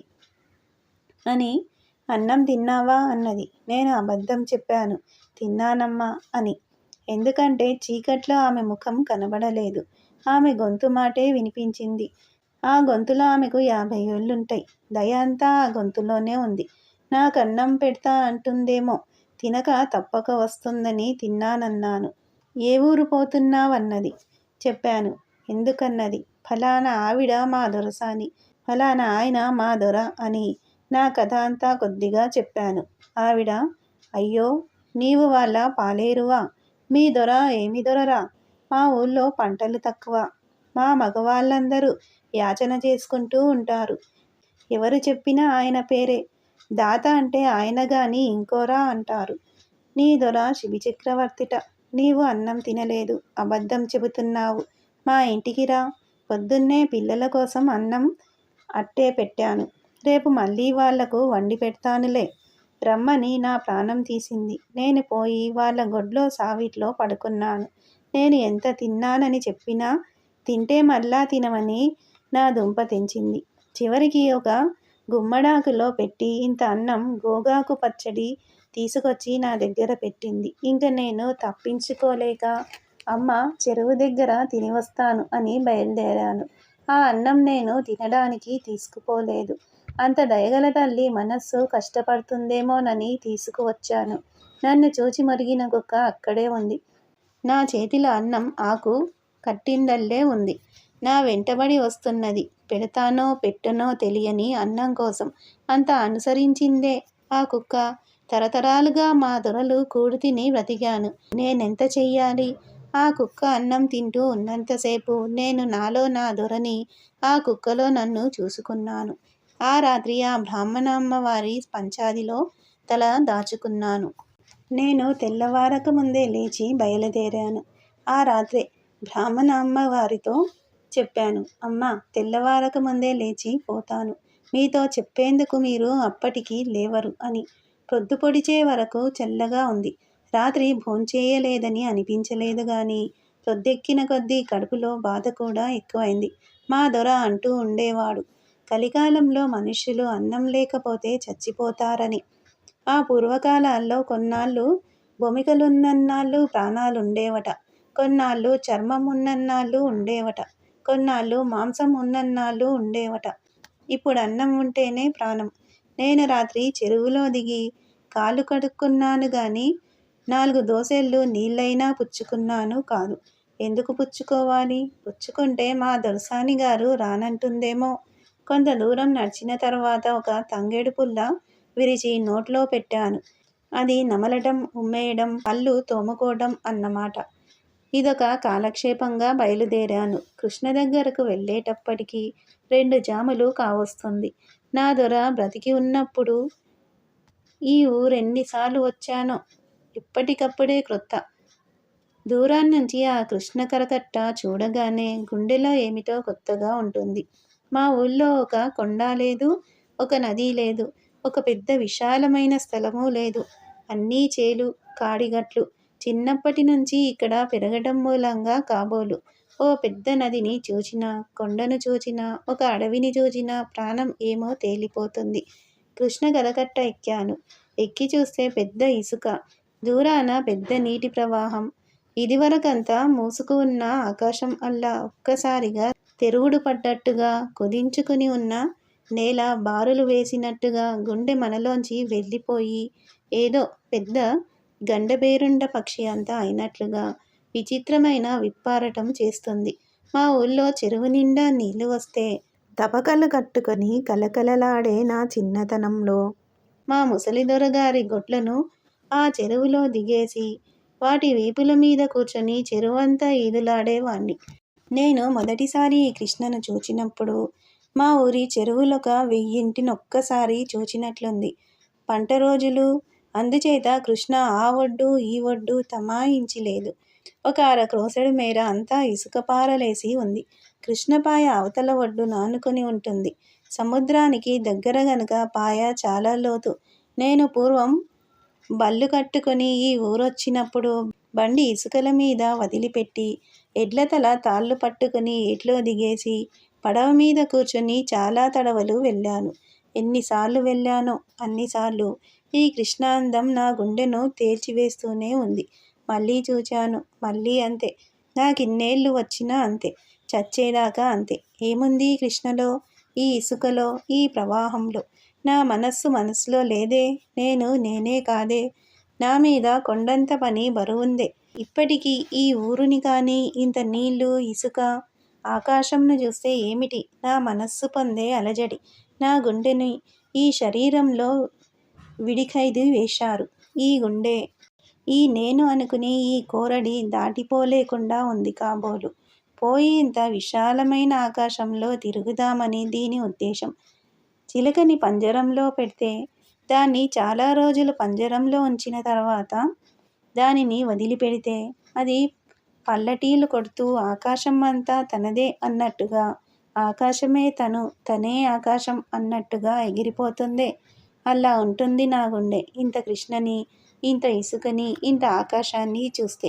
నేను ఈ సంతోషం అంతా పడుతూ నీటి ఒడ్డుకు వెళ్ళేసరికి ఎవరో బ్రాహ్మణులు పడవలో ఉన్నారు. పడవవాడు మళ్ళీ వస్తానుండమన్నాడు. మళ్ళీ వచ్చేటప్పటికి 2 గడియలు పడుతుంది. ఈలోపుగా ముఖం తొలిచాను. సరంగు ఈసారి నన్నెక్కించుకున్నాడు. కొత్త ముఖాలు కనిపిస్తే వాడు కేవు అడుగుతాడు. నన్నడగలేదు. నేనిదివరకెన్నోసార్లు వెళ్ళాను కదా.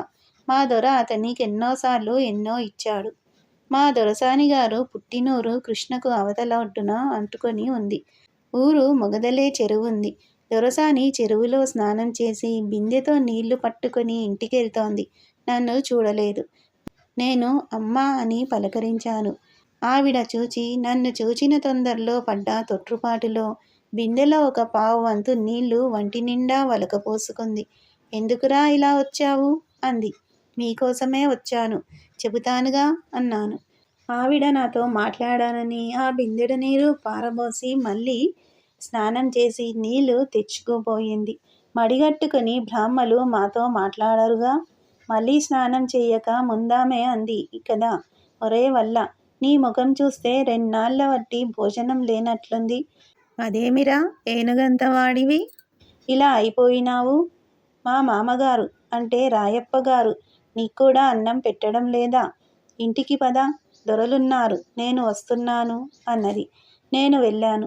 వాకిట్లో మా చిన్నదొర ఎండలో కూర్చొని మన్నుతో ఆడుకుంటున్నాడు. నేను బాబూ మంటిలో ఏమిటి లే అన్నాను. ఆయన మెడ ఇట్లా వాల్చి నా వంక చూచి, నీ వచ్చావెందుకు అన్నాడు. నేను వచ్చాగాని అన్నయ్య ఏడి అన్నాను.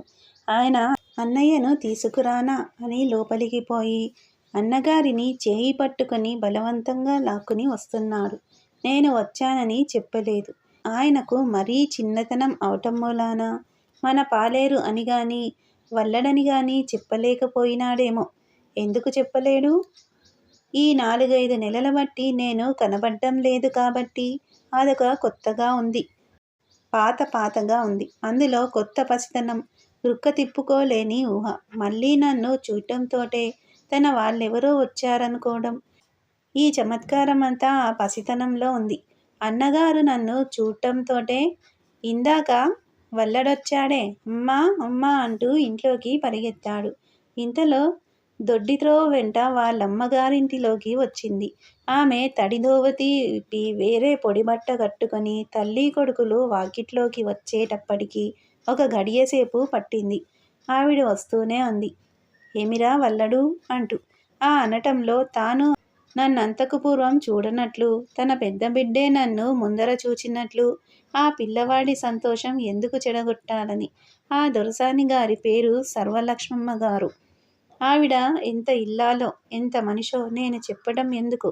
మా చుట్టుపట్ల 10 ఊళ్ళకు తెలుసు. నేనల్లా ఆస్తి నిలబెట్టిన వాణ్ణి గాని, ఆవిడ కొడుకుల్ని పెద్దవాళ్ళని చేసి సంబాళించి మా దొర ఉన్నప్పుడెట్లాగో మళ్ళీ సంసారం అట్లా సాగించిన తల్లి. మా దొర ఉన్నన్నాళ్ళు దొరచాటున ఉండి ఆవిడ తెలివితేటలు, ఆవిడ వ్యవహారపుతనం మాకే తెలియలేదు. నేనున్నా లేకపోయినా ఆవిడే పొలమంతా చూచుకొని పిల్లల్ని బాగుచేసింది. ఆవిడ కర్ర చేత్తో పుచ్చుకొని కాడిగట్టున నిల్చుంటే ఏ పాలేరు ఏ కూలివాడు పాలు మాలటానికి వీలు లేకుండా ఉండేది. ఆ కొడుకునల్లా సంతోషపెట్టడంలో అదే మొదటిసారి మా దొరసాని అంటే ఏమిటో నాకు తెలియడం. పసివాడైనా ఆ కొడుకు సంతోషం చెడిపోతుందేమోనని అంత జాగ్రత్తగా మాట్లాడే ఆవిడ ఎంత నిద్దామనిషి కావలే. మా దొర ఉండగా ఆవిడ మంచితనమే చూచాగాని ఆవిడలో ఉన్న ఈ గుణం చూచానుగాను. అది కూడా వేలలో ఉంది. ఆవిడ వాళ్ళు బాగున్నారా, వీళ్ళు బాగున్నారా అని అడిగిన తర్వాత నన్ను అన్నం తినమన్నది. నిన్నటి చద్ది అన్నం ఉన్నది, మజ్జిగ పోసి పెడతా అంది. నేను కథంతా చెప్పాను. దొరసానమ్మగారు, నీవు పిల్లలు వస్తే వస్తామని మాట ఇస్తే నేను అన్నం తింటాను, లేకపోతే ఇక్కడే ఉపవాసం చేస్తాను. చచ్చిపోయిన తర్వాత కృష్ణలోకి ఈడ్పించు అన్నాను. ఆవిడ, ఒరే వల్ల, నేనాడదాన్ని, మామగారు సామంతుడు, వారు బ్రతికి ఉన్నప్పుడు ఊరంతా ఆయన గీసిన గీత మీద నడిచింది. ఇప్పుడు ఆయనను మర్చిపోయింది. నాకక్కడ ఊరా పేరా? 6 నెలలు గిద్దెడు గింజలు దొరక్క నానా తిప్పలు పడ్డాను. పిల్లలను కూడా చివరకు సాకుకోలేకపోయినాను. మళ్ళీ వచ్చి ఆ ఇబ్బందులు పడి మళ్ళీ ఇక్కడకు తిరిగి రావడమే కదా. ఎందుకు పట్టుపడతావు? పొలం పండించి ఆయనే పోసుకొని మేమేమి తింటాము, నీకేమి పెడతాము? ఏమి కానుందో అది అవుతుంది. రాతిలో కప్పకాహారం ఆతతముగా నిడలు దైవంబు మార్తుల కేలమాను అన్నది. మా దొరసానిని చూచిన కొలది, ఆవిడ మాటలు విన్న కొలది నా పట్టుదల మరీ వృద్ధి అయింది. మా దొర మాట్లాడినట్లే మాట్లాడుతుంది. ఆ పద్యమెప్పుడు మా దొర చదివేవాడు. మా దొరసాని చదువుకున్నది కాదు. ఆ భర్త మాట్లాడుతుంటే ఆ మాటలు, ఆ పద్యాలు అన్నీ ఆవిడకొచ్చినవి. ఈ సంగతి తర్వాత నాకు మరీ తెలిసింది. ఆ దొరకు తగిన దొరసాని. ఇన్నాళ్ళు ఈ తల్లి మగని చాటున ఉంది. ఈవిడ వ్యవహారం మొదలు పెడితే రాయప్ప గారేమి నిలుస్తాడు? అసలాయనకు మాట పొందికేమి తెలుసు? ఈమె నా దొర శిష్యురాలు. నేను అన్నాను కదా, అమ్మ, ఊరు మునుపటికి మళ్ళేనే ఉందనుకున్నావా? కరణము, మునసబు, నాయకుడు అందరూ మనవైపే అన్నాను. ఆవిడ ఆశ్చర్యపోయి, అవేమి మాటలురా? మనవేపు వాళ్ళైతే నేనక్కడల్లా ఉంటే చూస్తూ ఊరుకుంటారా? ఆ ఊరు మీ దొరనాటి ఊరా? వాళ్ళ మనస్సులన్నీ అమ్ముడుపోయినాయి అన్నది. నేను వేసిన పాచికలు, ఎత్తిన ఎత్తుగడలు, అవి పారిన వైనం అంతా చెప్పాను. ఆవిడకు కొంత నచ్చింది. సరి అయితే చూద్దాంలే, నీవు ముందర భోజనం చేయి అన్నది. కాదు, దొరల్ని తీసుకొని మీరు వస్తానంటే భోజనం చేస్తాను అన్నాను. ఆవిడ, మరి రావటంతోటే తిండి తిప్పలు ఎట్లాగురా? కోమటింటి పద్దు ఇదివరకే పెరిగి ఉంది. వెళ్ళటంతోటే అతను అడుగుతాడు. చేసిన అప్పులన్నీ అలాగే ఉన్నాయి. వెళ్ళడంతోటే వాళ్ళు అడుగుతారు. నీతో నాకు ముందర నొయ్యి వెనుక గొయ్యి లాగుంది అన్నది. నేను నీకా భయం లేదు. నీవు గడపలో అడుగు పెట్టడంతోటే పుట్టెడు జొన్నలు, పందుంజిలం వడ్లు తీసుకువచ్చి నీ ఇంట్లో వేస్తాను. కోమటికి 2 బస్తాల జొన్నలు కొలు. నీ ఇంట్లో నీవుండు. ఇంక నేను రాయప్ప నాడిస్తా చూడు. మన ఎడ్లని మన పశువుల్ని తీసుకొచ్చి మన సావిట్లో కట్టివేస్తాను. కాదంటానికి రాయప్పకు తరంగాదు కదా అన్నాను. ఆవిడ బాగా ఆలోచించింది. అప్పటికి ఇంకా జాము పొద్దే ఉన్నది. చివరి మాట అన్నది. ఓరి పిచ్చివాడా! నీకెందుకురా ఈ బాదరబందీ అంతా? ఆ దొరకొడుకులేమైపోతే నీకేమి? ఈ బలవద్విరోధం నీకెందుకు? నీవు అన్నం తినిపో అని. నేను అన్నం తిని వెళ్ళటానికే అయితే ఇక్కడికెందుకు వస్తాను? దొరలను తీసుకువెళ్తాను. లేకపోతే నా పీనుగ ఇక్కడే వెళ్ళిందనే పేరు నీకు దక్కాలి అన్నాను. ఆవిడ అలాంటి మాటలెందుకు? వస్తానుగా. నీవు భోజనం చేయి అన్నది. నేను అల్లా కాదు. నీవు వస్తానని ప్రమాణం చెయ్యి. లేకపోతే నేను భోజనం చెయ్యనన్నాడు. ఆవిడ ముఖం అంతా బిగించుకొని సరే ప్రమాణం చేస్తున్నాను భోజనం చెయ్యి అన్నది. అప్పటి ఆవిడ ముఖం చూస్తే అప్పుడావిడ నిశ్చయం చేసుకోవడం కొడుకుల ఆస్తి నిలబెట్టడం మాత్రమే కానీ ఓ పెద్ద రాజ్యం ఏర్పాటు చేద్దామని ఆవిడ అప్పుడనుకున్నా అంత పని చేసే వరకు నడుము విప్పదన్నట్లుగా ఉంది. ఆ దొరసాని ముఖం చూస్తే జరగబోయే పనంతా అప్పుడే జరిగినట్లున్నది. భోజనం చేశాను. ఆ రాత్రి సుఖంగా నిద్రపోయినాను. మరునాడు మా దొరసాని నాయనగారు పంచాంగం చూచి బాగానే ఉందన్నాడు. బయలుదేరి కృష్ణ దాటాం. కృష్ణ దాటంతోటే అక్కడో ఊరుంది. ఆ ఊళ్ళో ఓ బండి బాడుగకు కట్టించాను. 2 మాడలిమ్మన్నాడు. సరే అని ఒప్పుకున్నాను. ఆ బండికి గుడిసె లేదన్నాడు. లేకపోతే మాడన్నరే ఇస్తానన్నాను. ఆ బండి ఆయన అరమాడ ఎక్కడ పోతుందోనని ఎక్కడో గుడిసె తెచ్చి కట్టాడు. మా పెద్దదొర ఎడ్ల మెడలో గంటలు మువ్వలు లేకపోతే ఎక్కనన్నాడు. నేను అంతే అన్నాను.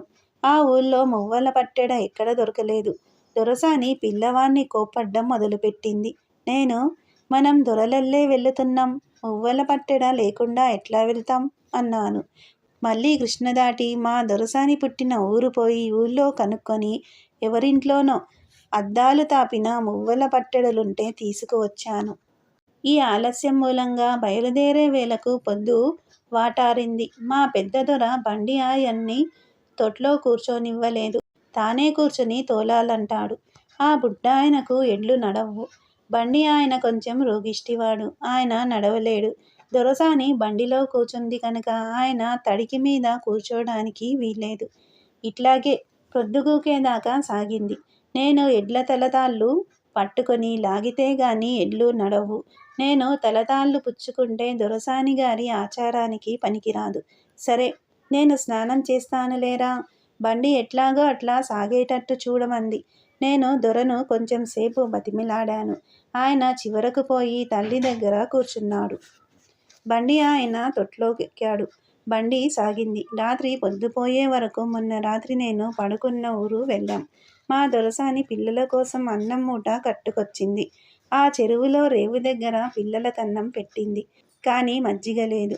నేను బ్రాహ్మణమ్మ వారింటికెళ్ళి మా దొరసాని గారిని పిల్లలను తీసుకువెళ్తున్నానని వారు వచ్చారని చెరువు దగ్గర మా దొరసాని పిల్లలకు అన్నం పెడుతోందని మజ్జిగ కావాలని చెప్పాను.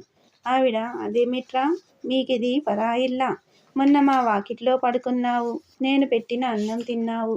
బండి చెట్టు కింద దించావా? చీచీ, మొన్న నీకు తెలియక అన్నం పెట్టాను.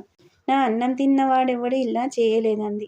తల్లి, నీ అన్నం నేను తినలేదు. నేను ప్రతిజ్ఞ పెట్టాను. అందుచేత తినలేదు. నీ అన్నం తినని తప్పు ఇవాళ తెలిసింది. ఇవాళ పెట్టు, తింటానన్నాను. మేమందరం వారింటికి వెళ్ళాము. ఆవిడ బండివాడికి నాకు అన్నం పెట్టింది. మా దొరసాని స్నానం చేసి పలహారం చెయ్యందే వదిలిపెట్టలేదు. మా దొరలిద్దరూ వస్తూనే నిద్రపోయినారు. ఆ బ్రాహ్మణ అమ్మవారు మా దొరసానితో, మీ ఆయన ఎంత దాత అనుకున్నావమ్మా? నా కొడుకు పెళ్ళికి మా వారు మీ ఊరు యాచనకు వచ్చారు. మీ వారిని చూశారట. ఆ సమయంలో మీ వారు ఒక రాశిగా పోసి మాడలు లెక్క పెడుతున్నారట. మా వారు నా కొడుకు పెళ్ళి అనకముందే 2 దోసిళ్ళు తీసి ఒళ్ళో పోశారట. మా వారు ఊళ్ళో లేరు. ఉంటే మిమ్మలను కింద కూర్చోనిచ్చేవారా? మా ఇంట్లో మీ కథ చెప్పుకోని రోజే ఉండదు. మీకివాళ ఆదరించి అన్నం పెడుతున్నానంటే నా మంచితనం ఏమీ కాదు. మీ రుణం 1000 జన్మలిచ్చినా తీర్చుకోలేము అంది. అందరూ నిద్రపోయినారు. మరునాడు భోజనం చేయకుండా ఆ మహాతల్లి మమ్ములను పోనీయలేదు. బండివాడు బాడుగ నష్టమని మొదలుపెట్టాడు. నాకు కోపం వచ్చింది. ఛీ, నీకంత కష్టం అయితే నీ బండి తోలుకుపో. ఈ ఊళ్ళో ఇంకో బండి కుదురుస్తా అన్నాను. ఆయన మళ్ళీ సర్దుకున్నాడు. భోజనం చేసి బండి కట్టాము. దారి అటూ ఇటూ కొత్తిమీర చేలు, శనగ చేలు, గాలి కమ్మగా వస్తోంది. పైరగాలి పరవళ్ళు తొక్కుతోంది. పాలపిట్టలెగురుతూ కూస్తున్నవి. ఒక నక్క తన జల్లితోక మళ్లించి పొట్టమీదకి తిప్పుకొని కొనమూతి ఆకాశం వైపు తిప్పి దారికి ఎదురుగా దూరంగా సరిగ్గా నడిమిగా బండి గంటలు మోత విని ఎడమ నుండి కుడికి తీర్చింది. మా దొరలకు అదిగో నక్క బాబూ అని చూపించాను. పెద్ద ఆయన బండి దూకి నడుస్తానన్నాడు. కొంత దూరం పోయేటప్పటికి ప్రొద్దుకూక వస్తోంది. సాయంకాలపు ప్రొద్దు ఇట్టే ఎక్కుతుంది. నాకు సూర్యుడి మీద మహాకోపం వచ్చింది. పట్టపగలు ఊళ్ళోకి వెళ్లకుండా ఈయనకేమి చుప్పనాత్తనం, ముఖం ముడుచుకుంటాడని. అన్నీ అంత అందంగా వస్తవి. మా ఊరు 2 కోసులుందనగా ఒక ఊరు వచ్చాము. ఆ ఊళ్ళో ఒక ముసలి బ్రాహ్మడు ఏ ఊరని అడిగాడు. మా ఊరు పేరు చెప్పి మా దొర పేరు చెప్పాను. ఆవిడ మా దొరసాని, వాళ్ళిద్దరూ పిల్లలు అని చెప్పాను. ఆయన మా బండి పోనిచ్చాడు కాదు. ఆ రోజు రాత్రి మా ఇంట్లో ఉండి పోవలసిందేనన్నాడు. బండి కదలనిచ్చాడు కాదు. తప్పనిసరిగా రాత్రి అక్కడే ఉన్నాము. మరునాడు పొద్దున బండి కట్టాము. ఆయన మా దొరలకు చొక్కా గుడ్డలిచ్చాడు. బండి పగలు జాము పొద్దెక్కిన తర్వాత కోర్పెండలు పట్టెళ్ళ అద్దాల మీద పడి పదును పెట్టి బల్లెములు విసురుతుంటే, పట్టెడగంటలు, మువ్వలు, ఈలపిట్టల పాటలకు తాళాలు వేస్తుంటే అందరూ తలలెత్తి చూస్తుంటే ఊళ్ళో ప్రవేశించాము. 10 రోజులు పరాయి స్థలంలో ఉండి వస్తే మన ఇల్లే మనకు కొత్తగా ఉంటుంది. ఆ కొత్తలో ఒక ప్రియత్వం ఉన్నది. ఆ ప్రియత్వం ఉభయత్రా ఇల్లు వంటిదే. ఊరున్ను స్నేహము ప్రవాసాశ్రయం వలన నశించిపోతుందన్న భర్తృహరి మాట సర్వదా నిజము కాదు. సర్వలక్ష్మమ్మ గారి సంసారం మీద ఊరికి కొత్త అభిమానం పుట్టింది. చెప్పినట్లుగానే వడ్లు, పుట్టెడు జొన్నలు తీసుకుని వచ్చాడు. అక్కడ నుంచి సర్వలక్ష్మమ్మ గారి ప్రతిభ కనిపించడం మొదలుపెట్టింది. ఆవిడ తన గొడ్లన్నిటినీ రాయప్ప గారి దొడ్లోంచి ఊడతీయించి తెప్పించి తన దొడ్లో కట్టేయించింది. తన పాలేళ్లను విడిగా తాను పిలిపించింది. ఒక రోజున పాలేళ్లందరినీ వెంట తీసుకుని రాయప్ప గారింటికి వెళ్ళింది. ఏ కళ్ళం పూడిచి పోసిన రాశిలో వల్లడు పాలేరు భాగం తీయబోతుంటే రాయప్ప గారు తీయనివ్వలేదో ఆ రాశి జొన్నలు బస్తాలకు కట్టించి రాయప్ప గారి సావిట్లో గడమంచీల మీద వేసి ఉన్నవి. సర్వలక్షమ్మ గారు ఆ బస్తాలన్నీ తన పాలేళ్ల చేత తన ఇంటికి పట్టించింది. రాయప్ప గారి భార్య తిట్టడం మొదలుపెట్టింది. సర్వలక్షమ్మ గారు, అత్త, మామగారికి మతిపోతే నీకు కూడా పోయిందా అన్నది. ఆవిడ మళ్ళీ మాట్లాడలేదు. రాయప్ప గారు చూస్తూ ఊరుకున్నాడు గాని కుయిక్కి మనలేదు. అంతటితో వ్యవహారం పొసగిందని ఊరంతా అనుకున్నారు. వల్లడు సర్వలక్షమ్మ గారితో, అమ్మా, ఇంక పరవాలేదు అన్నాడు. సర్వలక్షమ్మ గారు నవ్వింది. వల్లడన్నాడు కదా, ఏమమ్మా నవ్వుతావు? సర్వలక్షమ్మ గారన్నది. ఒరేయ్, నేనాడదానిని, మామగారు నాకడ్డం రాడు. అడ్డం వస్తే ఊళ్ళో వాళ్ళందరూ నవ్వుతారని. రేపు నీవు అరక కట్టు, అప్పుడు తెలుస్తుంది అన్నది. మళ్ళీ వల్లడు చెబుతున్నాడు. మా దొరసాని అన్నంతా అయింది. నేను అరక కట్టాక రాయప్ప గారు తన పాలేళ్ళు తాను ఊరిలో మరికొంత మద్దతుతో వచ్చి అటకాయించాడు. ఈ పొలం నీది కాదు అని. ఈలోపుగా ఏమి చేశాడో వాళ్ళందరూ కర్రలతో వచ్చారు. నేను జాగ్రత్తపడి వెళ్ళలేదు. నేను యానాది గంగడు కర్రలు పుచ్చుకొని నిలుచుంటే అంతమంది ఆగేది లేదు. కానీ కర్రలతో ఎంతసేపు వ్యవహారం నిలువత్రొక్కగలను?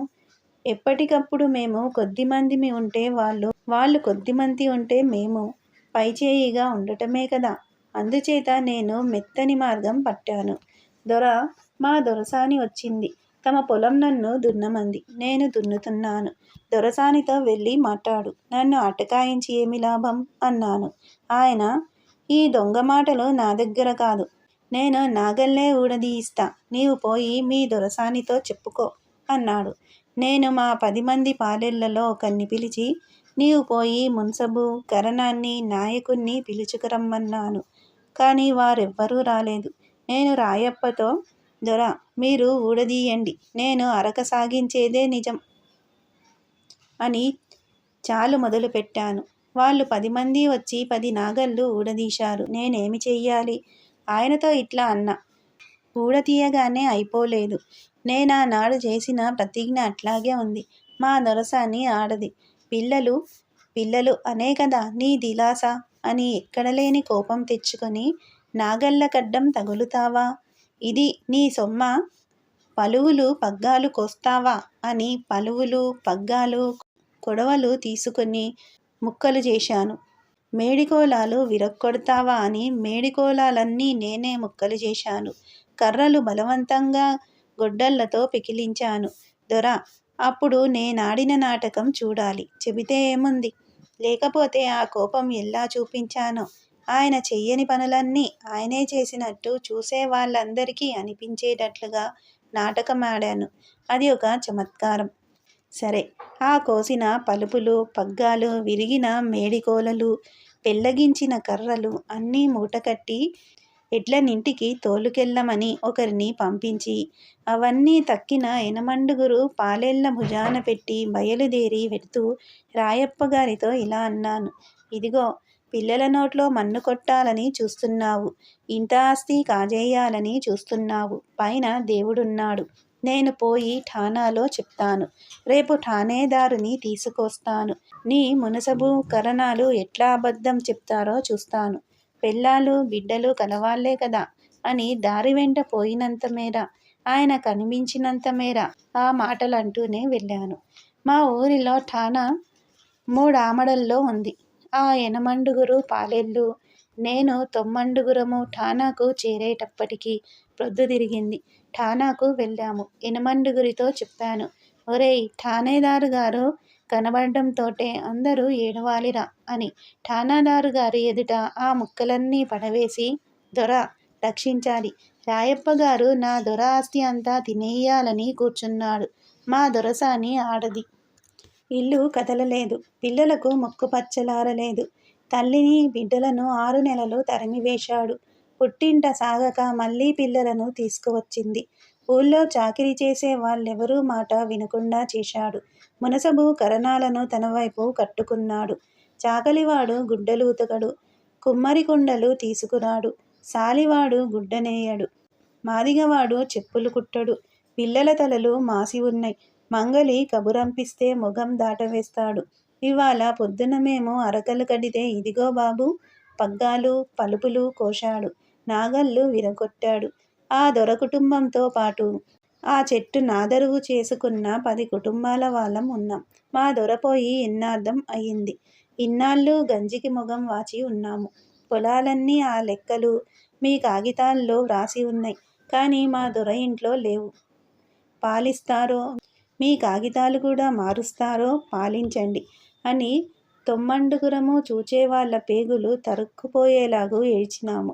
ఆ ఠానేదారు మా దొర ఇంట్లో ఎర్రని జొన్నన్నంలో గడ్డంటి గేదె పెరుగు పోసుకొని వర్రని గోంగూర పచ్చడి నంచుకుంటూ ఎన్నిసార్లు తిని త్రేచాడో ఆయనకే తెలియదు.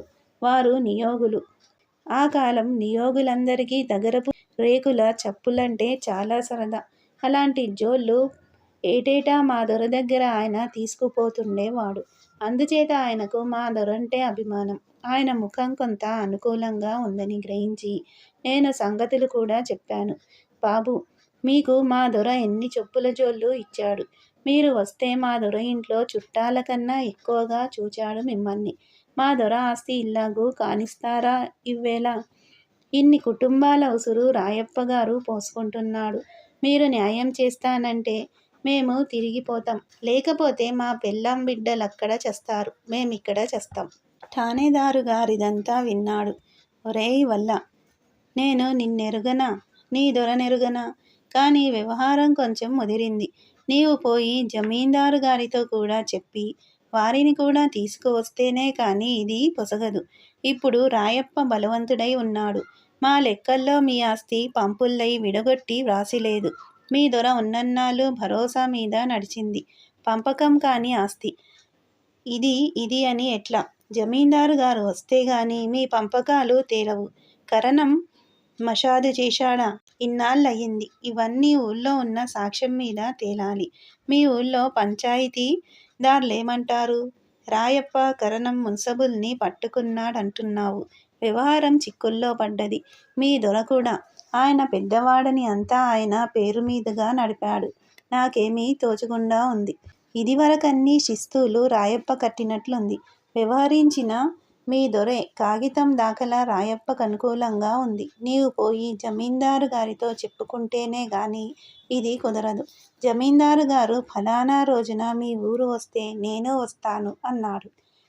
దొరా, నీకు ఈ మాటలన్నీ కొత్తగా ఉండవచ్చు. ఇవన్నీ ఇంగ్లీషు వారు ఈ గడ్డలో వచ్చి ఎవడు వ్యవసాయం చేస్తున్నాడో పొలం వాడిది అని నియామకం చేసి కాగితాలు పుట్టించని రోజుల మాటలు.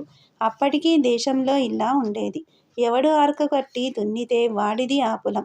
ఎవడి పేర తహసీలు చెల్లించి ఉంటే వాడిది ఆ పొలం. రైతుల దగ్గర కాగితాలుండేవి కాదు. అంతా పంచాయతీదార్ల మీద ఉండేది. నీకు కావాల్సి వస్తే బంజరుగా ఉన్న పొలం దున్నుకో, వద్దనేవారు లేరు. నీవు వరుసగా దున్నుకుంటూ ఉన్నన్నాళ్ళు ఆ పొలం నీది. నీవు దున్నిన పొలం మీద నీ పంటలో 6వ వంతు జమీందారు తీసుకునేవాడు. కావలసినంత బంజరు ఉండేది. కొత్తగా అరక కట్టిన వాడికి పొలం లేకపోలేదు.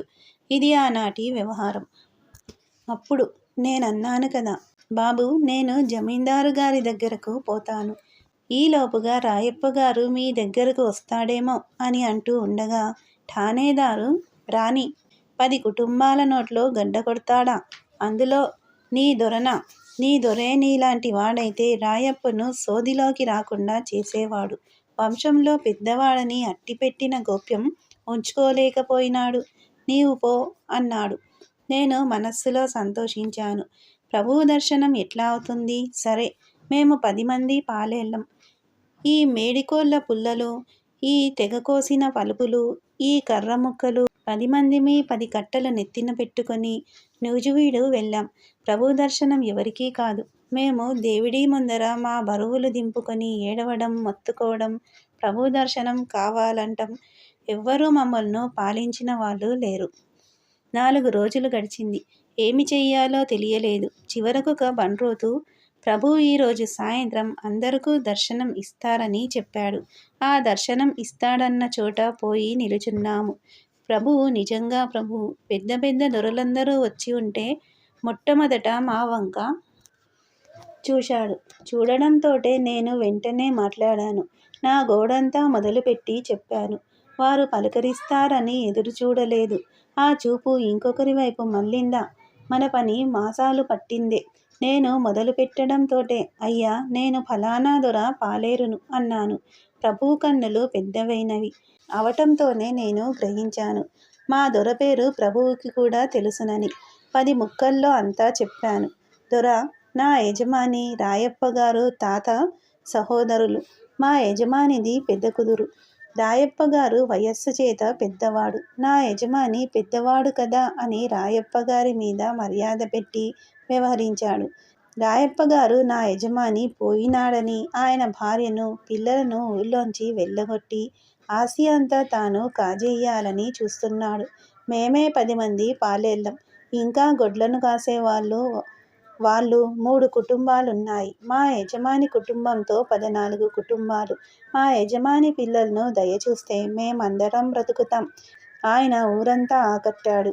పంచాయతీదార్లు రాయప్ప గారి వైపున ఉన్నారు. ప్రభువులక్కడ నిల్చుంటేనే గాని నిజం బయటపడదు. అంతా చీకటిగా ఉంది. దొరలు పొద్దు పొడిస్తేనే గాని ఏదో కనిపించదు అన్నాను.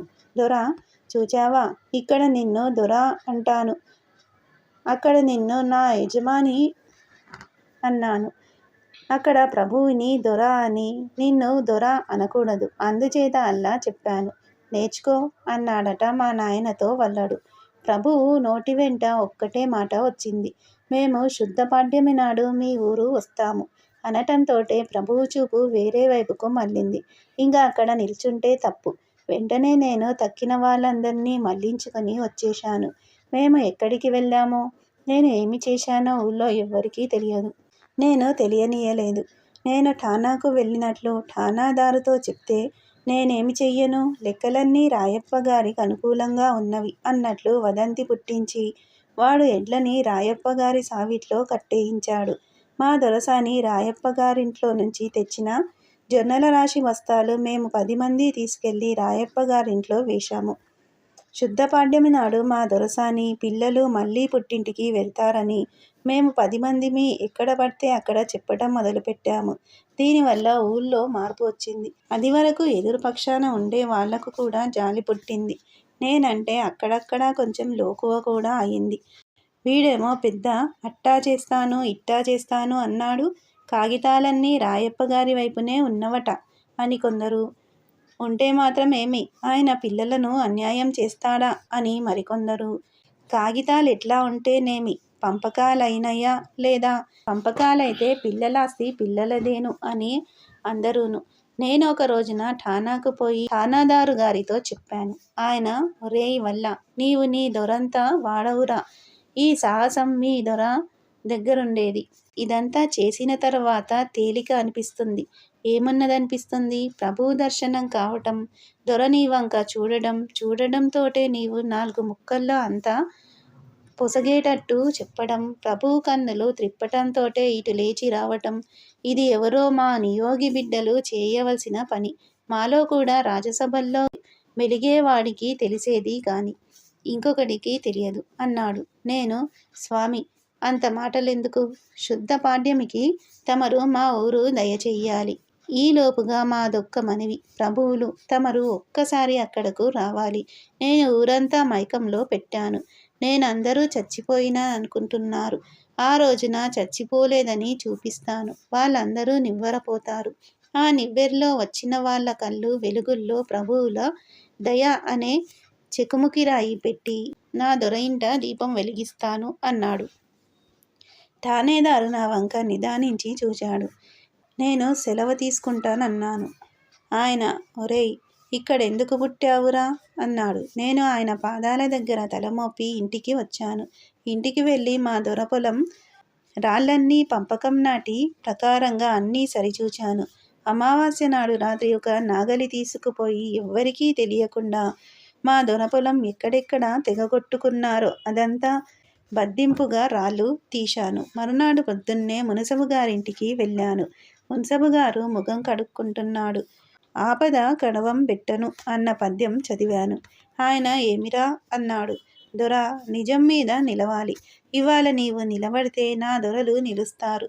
పొద్దెక్కేటప్పటికి తెలుస్తుంది. నీ పాడి ఆవుకి నేను మందు పోశాను అన్నాను. వెళ్ళాను. గంగడితో నాయకుడి దగ్గరకు వెళ్ళాను. నాయకుడితో అన్నాను, నీ తాత వాడుకున్న చెంబు నీకెల్లాంటిదో, నా తాతలు చేసిన పాలేరుతనం నాకల్లాంటిది. మన ప్రభువులు హైదరాబాదు నవాబు క్రిందున్నారు. వాళ్ళు ముసల్మానులు, నీవు ముసల్మానువు. మధ్య ఉన్నాడు మా ప్రభువు. నా మతం మంచిదో నీ మతం మంచిదో ఇవాళ తెలియాలి. నా మతం మంచిది చేశాను, నీ మతం మంచిది నువ్వు చెయ్యి అన్నాను. కరణంగారి దగ్గరకు వెళ్ళాను. దొరా, చెప్పులు మెత్తగా ఉన్నాయా అన్నాను. ఆయన, ఉన్నైరా, ఏమి లాభం, నీవు చేస్తానన్నది చేయలేకపోతివి అన్నాడు. ఆయనతో అంతా చెప్పాను. ఆయన, మున్సబుతో కూడా చెప్పావా అన్నాడు. దొర, ఇంకొకడికి చెబుతానా, నీవు నియోగివి అందుకని చెప్పా అన్నాడు. మా నాన్న చెప్పినది. ఆ మధ్యాహ్నం జమీందారు వచ్చాడు. అంతా అరగడియ పట్టలేదట. వ్యతిరేకంగా ఎవ్వడూ ఊళ్ళో సాక్ష్యం ఇవ్వలేదట. రాయప్ప గారు ప్రతిదానికి నిజమే నిజమే అన్నాడట.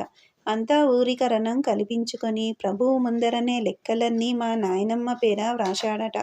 ఇప్పటికీ లెక్కలన్నీ బామ్మ పేరే ఉన్నవి. ఆ మరునాడు ఊరంతా అట్టుడికినట్టు ఉడికిపోయిందట. 10 మంది పాలేళ్ళు పోయి మళ్ళీ జొన్నల బస్తా ఇంటికి తెచ్చారట. 10 జతల ఎడ్లని మళ్ళీ తీసుకువచ్చి మా సావిట్లో కట్టివేశారట. రాయప్ప గారు మాట్లాడలేదు. వల్లన్ని చూస్తే రాయప్ప గారికి వాడు చచ్చిపోయే వరకు భయమే. తరువాత 10 రోజులకు బామ్మ వెళ్ళి రాయప్ప గారిని మా తాతయ్య ఆర్థికానికి భోజనానికి పిలిచిందట. ఆయన వస్తానులే వస్తాను, ఎందుకు రాను అన్నాడట. ఈ కథంతా మా నాయనగారు ఆ రోజున రాత్రి నాకు చెప్పాడు. నాకు తెల్లవార్లు నిద్రపట్టలేదు. మరునాడు పొద్దున్నే వాకిట్లో కూర్చున్నాను. వల్లడు మళ్ళీ కేకలు వేస్తూ వచ్చాడు. వాణ్ణి చూడటంతోనే వల్లా అని పిలిచాను. నేను ఏడవడం మొదలుపెట్టాను. వాడు నిన్నటికి నేటికి భేదం చూచాడు, గ్రహించాడు. వాడి తెలివి ముందర నేనెంత. ఇంతలో మా నాన్న వచ్చాడు. ఏమయ్యా, కుర్రాయనకు చెప్పావా ఏమి నా కథంతా? భలే తెలివి కలవాడవు. కుర్రాయనకు ఏమి తెలుసు అని నా వంక చూసి, అవన్నీ ఒట్టి మాటలు బాబు, మీ నాయన అంతేలే, అన్నీ కల్పించి చెప్తాడు. బాబు ఏడవకు అని అదొక విసురు తెచ్చుకొని, ఏడిస్తే పొలం ఎట్లా చేస్తావు లేలే అన్నాడు.